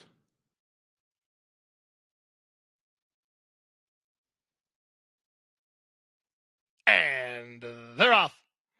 Smooth beginning for You're Killing Me out in the center, moving to him on the inside, and Tiger, Cozy, my boy, won't be far away, showing speed from the high draw Nacho Papa, and sent through at the fence is Converter. It will be Converter to lead the field out of the chute from Tiger in second and Cozy, my boy, third. You're Killing Me sets up shop in fourth with Nacho Papa on his outside. Second last is Friendly Fella, and the trailer is Braccio de Ferro. They completed opening quarter way out the center. Junior Alvarado has a strong hold of Tiger, trying to slow him down and get him to relax. With Converter counter-punching from the fence. Cozy, my boy, is third, together with You're Killing Me. Wide on the course, that's Nacho Papa. Still out the back are Friendly Fella and Braccio de Ferro. The quarter speed was 23-4 as they approach the half-mile point of the contest. Converter leads 3 parts of length. Tiger is second. Irad Ortiz Jr. has this big favorite, You're Killing Me, in the clear, in range, 2.5 behind through a 47-second half mile. Cozy, my boy, fourth at the rail, followed by Friendly Fella and Nacho Papa, and Braccio de Ferro is last. They have 5/16 remaining, and Converter at a big price is still the target. Tiger is second. You're Killing Me working a bit harder. He's still very much part of this, while 3 wide third. From the back, Friendly Fella up the fence. Cozy, my boy, then Braccio de Ferro. Top of the lane, 3/4, 1:11-1. Converter still has the lead. To the attack, You're Killing Me in between horses and Tiger. Down the center, Friendly Fella. Cozy, my boy, swarming in with 1/8 of a mile remaining. You're Killing Me rising to the occasion now at the 16th pole, and he takes a clear lead. The battle strictly for second behind the odds-on favorite, You're Killing Me, who is in front. Tiger's going to cling to the place over Friendly Fella third, tight for fourth at 137-1.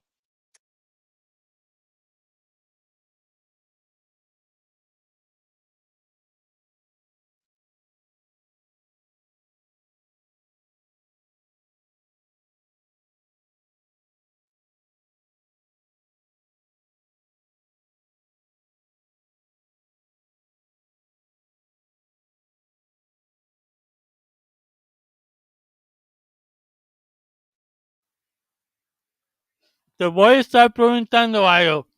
Porque alguien más puede escoger favoritos, se enojan porque no vas a ganar más dinero. Y tú lo escoges, ahí estás, ay, me estoy listo. Ya listo. No hay necesidad de hacer eso. El que no gusta el que gusta el favorito y no lo quieres apostar, no hay necesidad de apostarlo. Lo puedes saber, como yo lo hago. O puedes hallar otro caballo que puede meterse en tu exacta.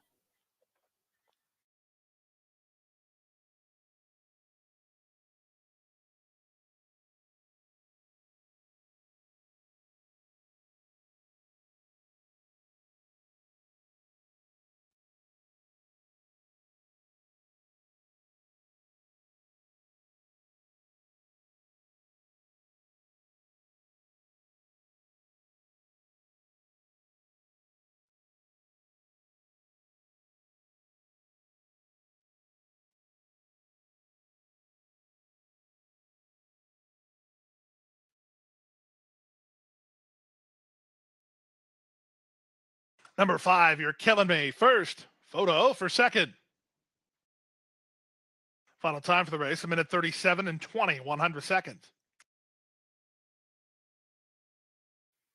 I want to ask everyone a question.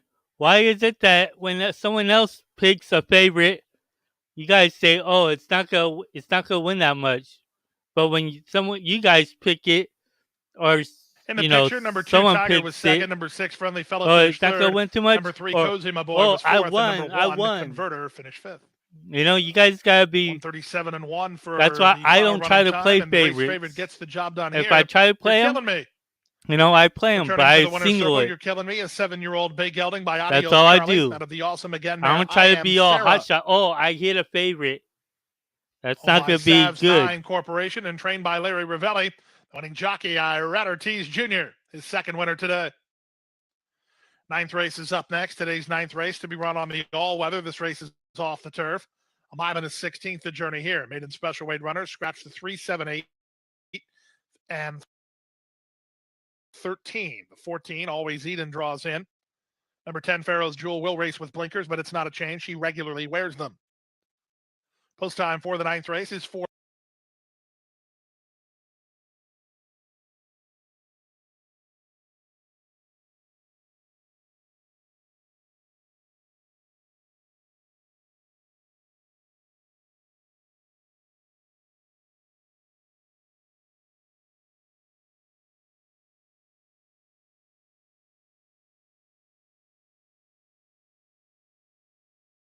You have to consider all of the 3, 4, and 8 as major players as far as alternatives. If somebody else wins, I'm not sure who it's going to be, and I wouldn't have them. We'll see if Maggie has some thoughts as we wrap things up for the day down in the paddock.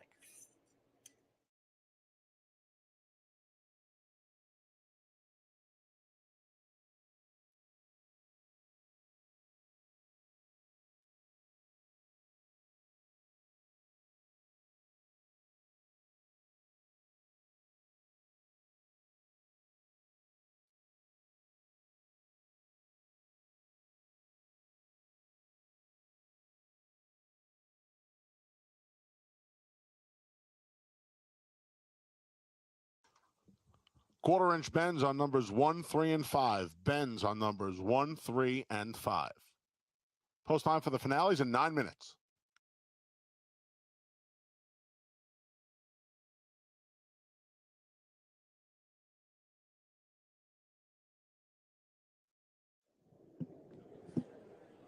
Taking a look at the horses here in the paddock for today's nightcap, we'll start by talking about your favorite, number 5, Bel Tapizziri, as he comes off of a layoff, and he's one of these Linda Rice horses that was picked up at Churchill, and we do see him dropping. We just have seen these horses underperform, and look, from my perspective here in the paddock, they all look good. I really have not been able to fault any of them from the physical side of things. Bel Tapizziri is another one of those.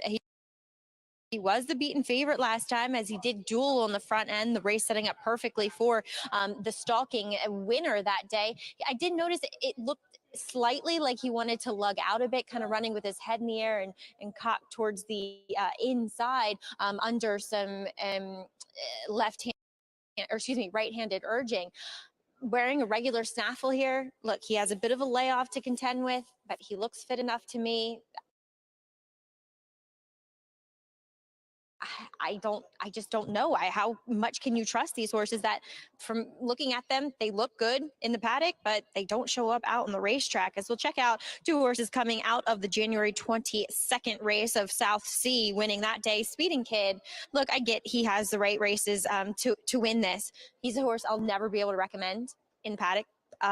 He has a very awkward top line. It's almost as if his back's too long, and he kind of gives that almost too light appearance. And like I said, he can win. I get it. But the horse I do prefer, at least on the physical side of things, is number 8, Next Slate. I think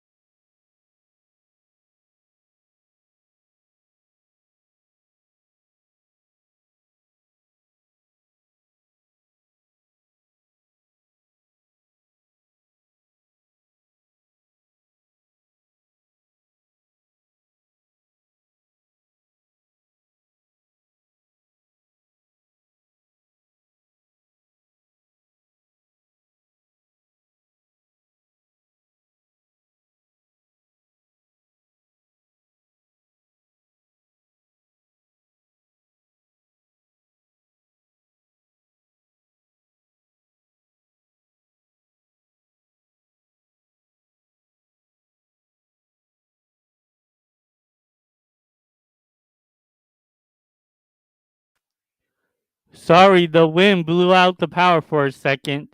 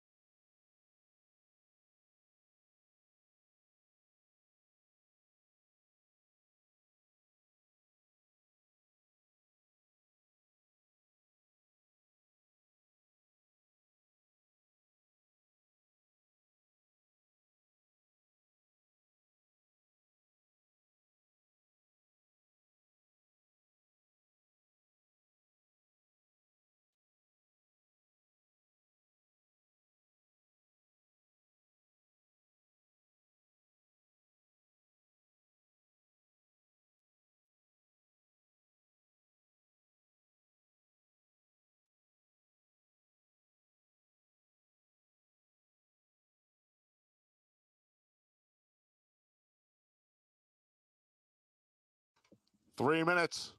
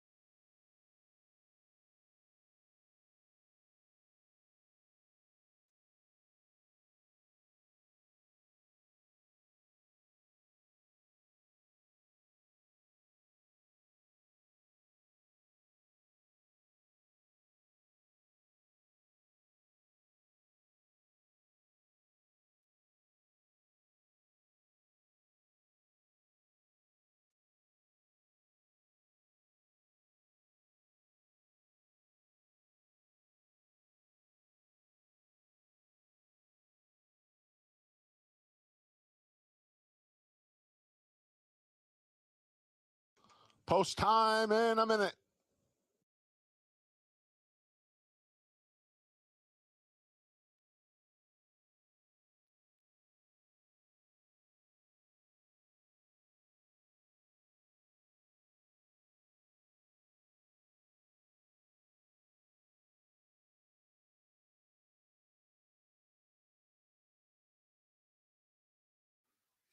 Good luck to everyone. Buena suerte a todos.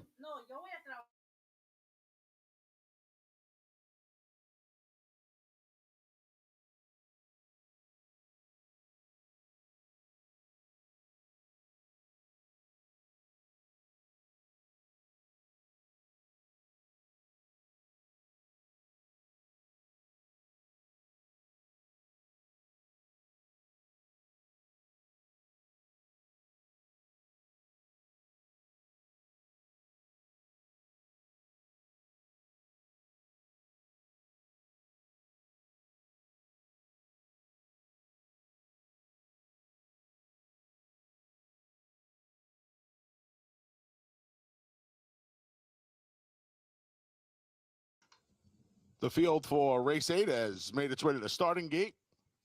And it's post time. As they begin to load, there goes Cause of Action and your prohibitive favorite, Bel Tapizziri. Healy's Hope's next, followed by Copa. Speeding Kid. Copa a bit reluctant to load. He goes in. Vickers Legend. The last two are Winning Drive and Next Flight.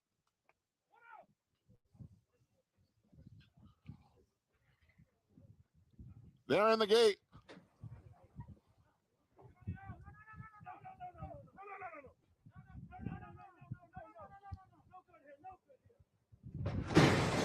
And they're off. Vickers Legend off a beat slow. There's Next Flight trying to clear from his outside post, and he will. And he quickly opens up a 3 or 4 length lead. Next Flight and Jorge Vargas Jr. looking to sweep the late double. Aggressive in the early running. Bel Tapizziri the favorites in second. Copa outside in third. Speeding Kid 2 lengths behind Copa in fourth.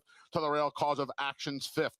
Winning Drive about 8 lengths from the lead in sixth. Healy's Hope losing some ground in seventh. The trailer after the slow beginning is Vickers Legend. as Next Flight rips through an opening quarter of 22-2. Bel Tapizziri and Copa 5 lengths back in second and third. Speeding Kid makes up some ground in fourth. Big gap back to Winning Drive and all the rest. The field makes their way to the quarter pole. I should say Next Flight makes his way to the quarter pole. 5 in front through a 46 half mile past the 3/16 pole. The lead's dwindling now. Bel Tapizziri trying to gun down Next Flight past the 8 pole. Next Flight on his hands and knees. Bel Tapizziri, Speeding Kid down the center. Next Flight trying to hold off Bel Tapizziri, who goes by 50 yards from the wire to win by 3/4 of a length. Next Flight held second over Speeding Kid. Winning Drive from a long way back for fourth. Final time for the 3/4 was 1:12-1.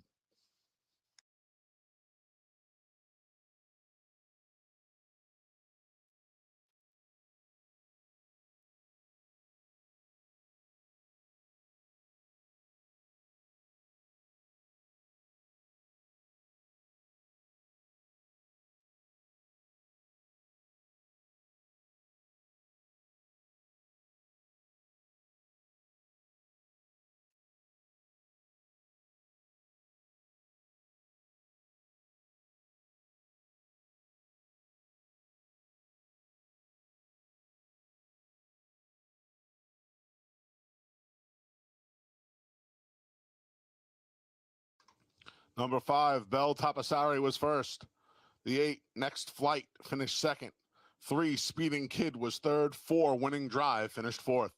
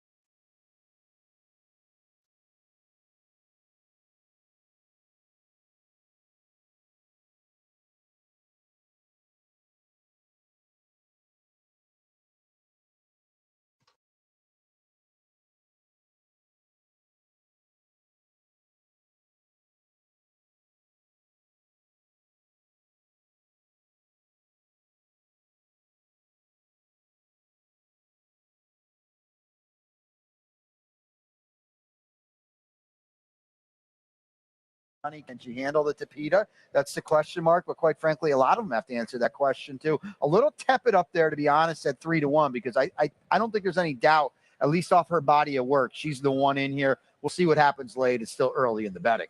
Well, one of the horses that's proven on the all-weather surface is the number 6 horse here, and that is sitting pretty. Gets the blinkers after setting the pace. Finishing third, that was going that mile in 3/16 on the all-weather surface for Christophe Clement. Javier Castellano going for his 4th victory today in the Stewart of Empire Maker. And I'm just keying off that previous performance, the turn back to the mile in the 16th. Speed has been okay here. I like the fact that the barn is adding blinkers this afternoon, and you're getting a square price of 6-1. Yeah, and Javier lulled them all to sleep in the 7th on the Tapita, going 1.5 miles. We shorten up here, but sitting pretty, at least on paper, Ronnie, especially you mentioned with the blinkers going on. She seems to be the controlling speed here. It'll be interesting to see how hard Javier goes early, and then conversely, does anybody go with him? The number 1 Fastest Flight gets blinkers added after following a 2nd place finish. That's going 1 mile here on the grass. Goes, tracks the pace, finishes 3rd. That's going 1 mile in the 16th on the all-weather surface for Brian Lynch. Jose Ortiz in the saddle here. So here's another horse that you would think, just keying off that last performance, gets the blinkers on today. I'm still not thinking this is one's going to be on the lead. I think this one stalks behind horses like the 6 in here. Yeah, and I agree with you, but I think with this inside post and the blinkers going on, Jose won't let him get too far away. She should be involved close throughout. The number 4 horse in here, Cadencia from Mr. Todd Fletcher, going to try the all-weather for the first time. Hasn't been seen since a pretty solid maiden special weight closing event on the Churchill Downs turf. She's had her chances. There's no doubt about that. Todd's 25% off this elongated layoff. She's going to be running on late, and if there's some hitting up front, she's a big threat in the lane.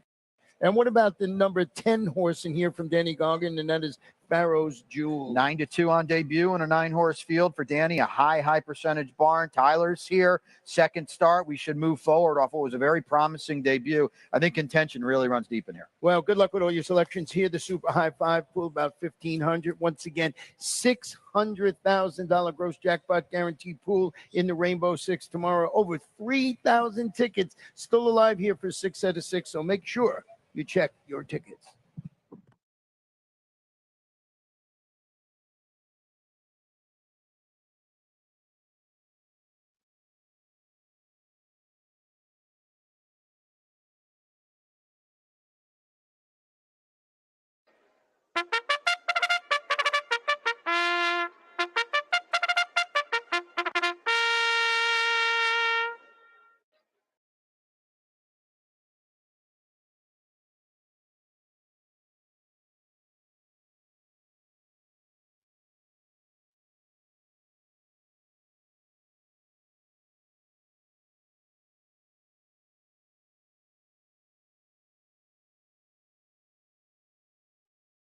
There's the best turned out horse award winner for today's 9th race as the horses step onto the track. It's number 2, Agent of Fortune, scratch 3, 7, 8, and 13. Blinkers regularly used for number 10, Pharaoh's Jewel. Take note of that. This is a field of maiden special weight runners on the all-weather at 1 1/16. Win, play, show, exacta, quinella, trifecta, and superfecta wagering. It's also the final high five of the day. 4 minutes.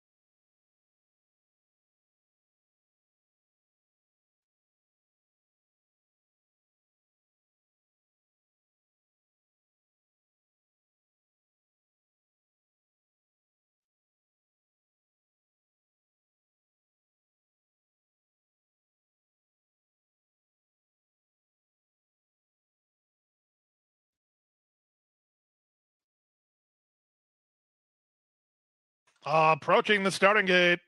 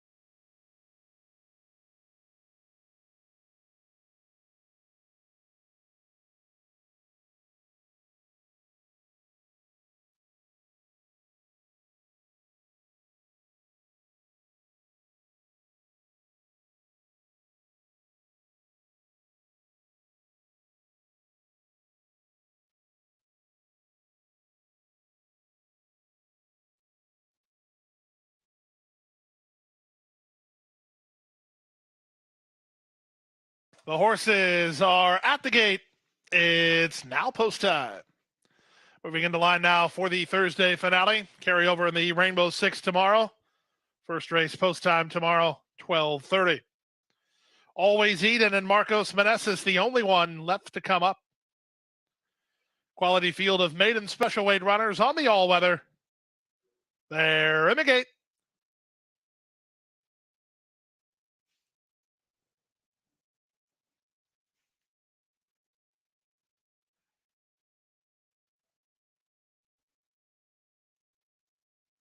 And runners away.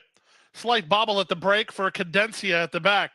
Good start at the fence for Fastest Flight, who's headed off for the early lead. Agent of Fortune is showing speed. Up on the outside, that's Mose, and in between horses, Andy One. Andy One angles over to claim third down toward the rail. Wide on the course, and watch it. Then in between horses goes Pharaoh's Jewel. Saving ground is Sitting Pretty. Length and a half to Cadencia. The two at the back are Salih and Always Eden. And the charge around the first turn, Fastest Flight, and Jose Ortiz in front. They lead 3 parts of length. Agent of Fortune latched on to her second. Andy One is out the rail at joint third alongside of Mose. 3 wide and watch it. Then back to Sitting Pretty, racing ahead of Pharaoh's Jewel. Still unhurried at this stage is Cadencia second last, third last, ahead of Salih. And the trailer is the gray Always Eden. The field makes their way toward the half-mile point of the contest. They went 46 and 4 for a strong half-mile speed. Fastest Flight the leader. Up on the outside, Mose striding around her barn buddy Agent of Fortune with Andy One at the rail. Then watch it, and the Whisper Hill colors given the green light. Watch it's on the go. Pharaoh's Jewel follows her. Sitting Pretty worked off the inside to rally with them ahead of Cadencia, who's also picking it up. Nothing at all from Salih or Always Eden as they run to the top of the stretch. Fastest Flight is still the target. Trying to come up the inside now is Cadencia. She's trying to get inside of Mose. Things getting tight there. Watch it on the outside. 3/4, 11 and 4. Fastest Flight has the lead. The Pletcher duo nipping at her heels. Watch it on the outside. Cadencia toward the rail. 1/8 of a mile to go. Jose Ortiz getting what he needs from Fastest Flight. She's still finding. Watch it is clearly second. Mose tries to get into third. Fast as Flight. Gate to wire. Watch it second, Mose third. Fourth was Cadencia. Then Sitting Pretty for the high five in 142 and 3.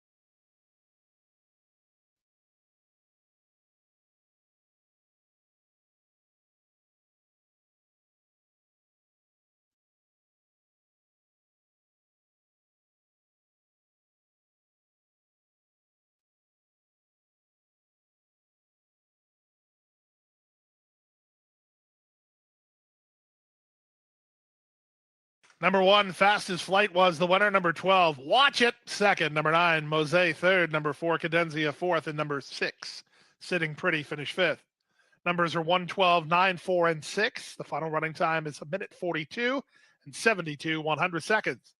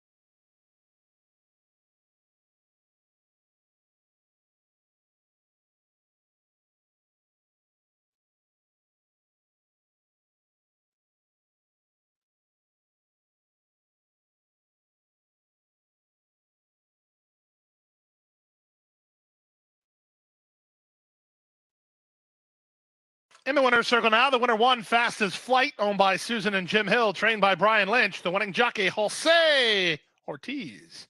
Fastest Flight wins at 7-2 here. 112, 9, 4, and 6, and 142 and 3. Ninth race brings to a close the Thursday racing festivities.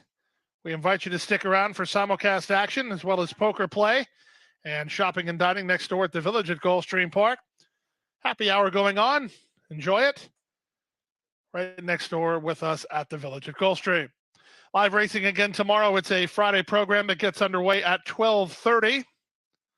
There will be a Rainbow Six carryover as we go forward to the card on Friday. Racing forums and programs for tomorrow's races, they're on sale now.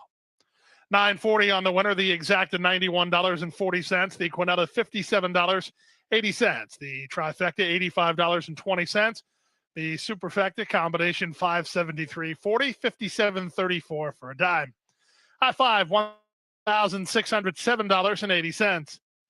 Daily double numbers good for $21.80. The pick three $17.15.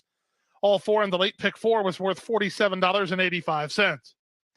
In the late pick five, all five required $103.25. Your 50-cent return. 4 out of 5, $2.90.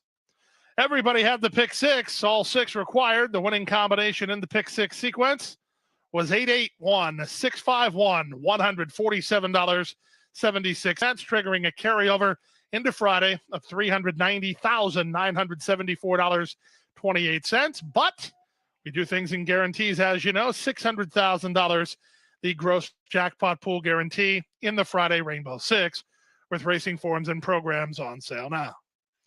That'll do it for a Thursday from Hallandale Beach. On behalf of the staff and management of Gulfstream Park, we'd like to thank you very much for joining us here today. We hope you enjoyed your time with us. We certainly appreciate your continued support of South Florida horse racing and look forward to the pleasure of your company again soon. In all cases, when you leave the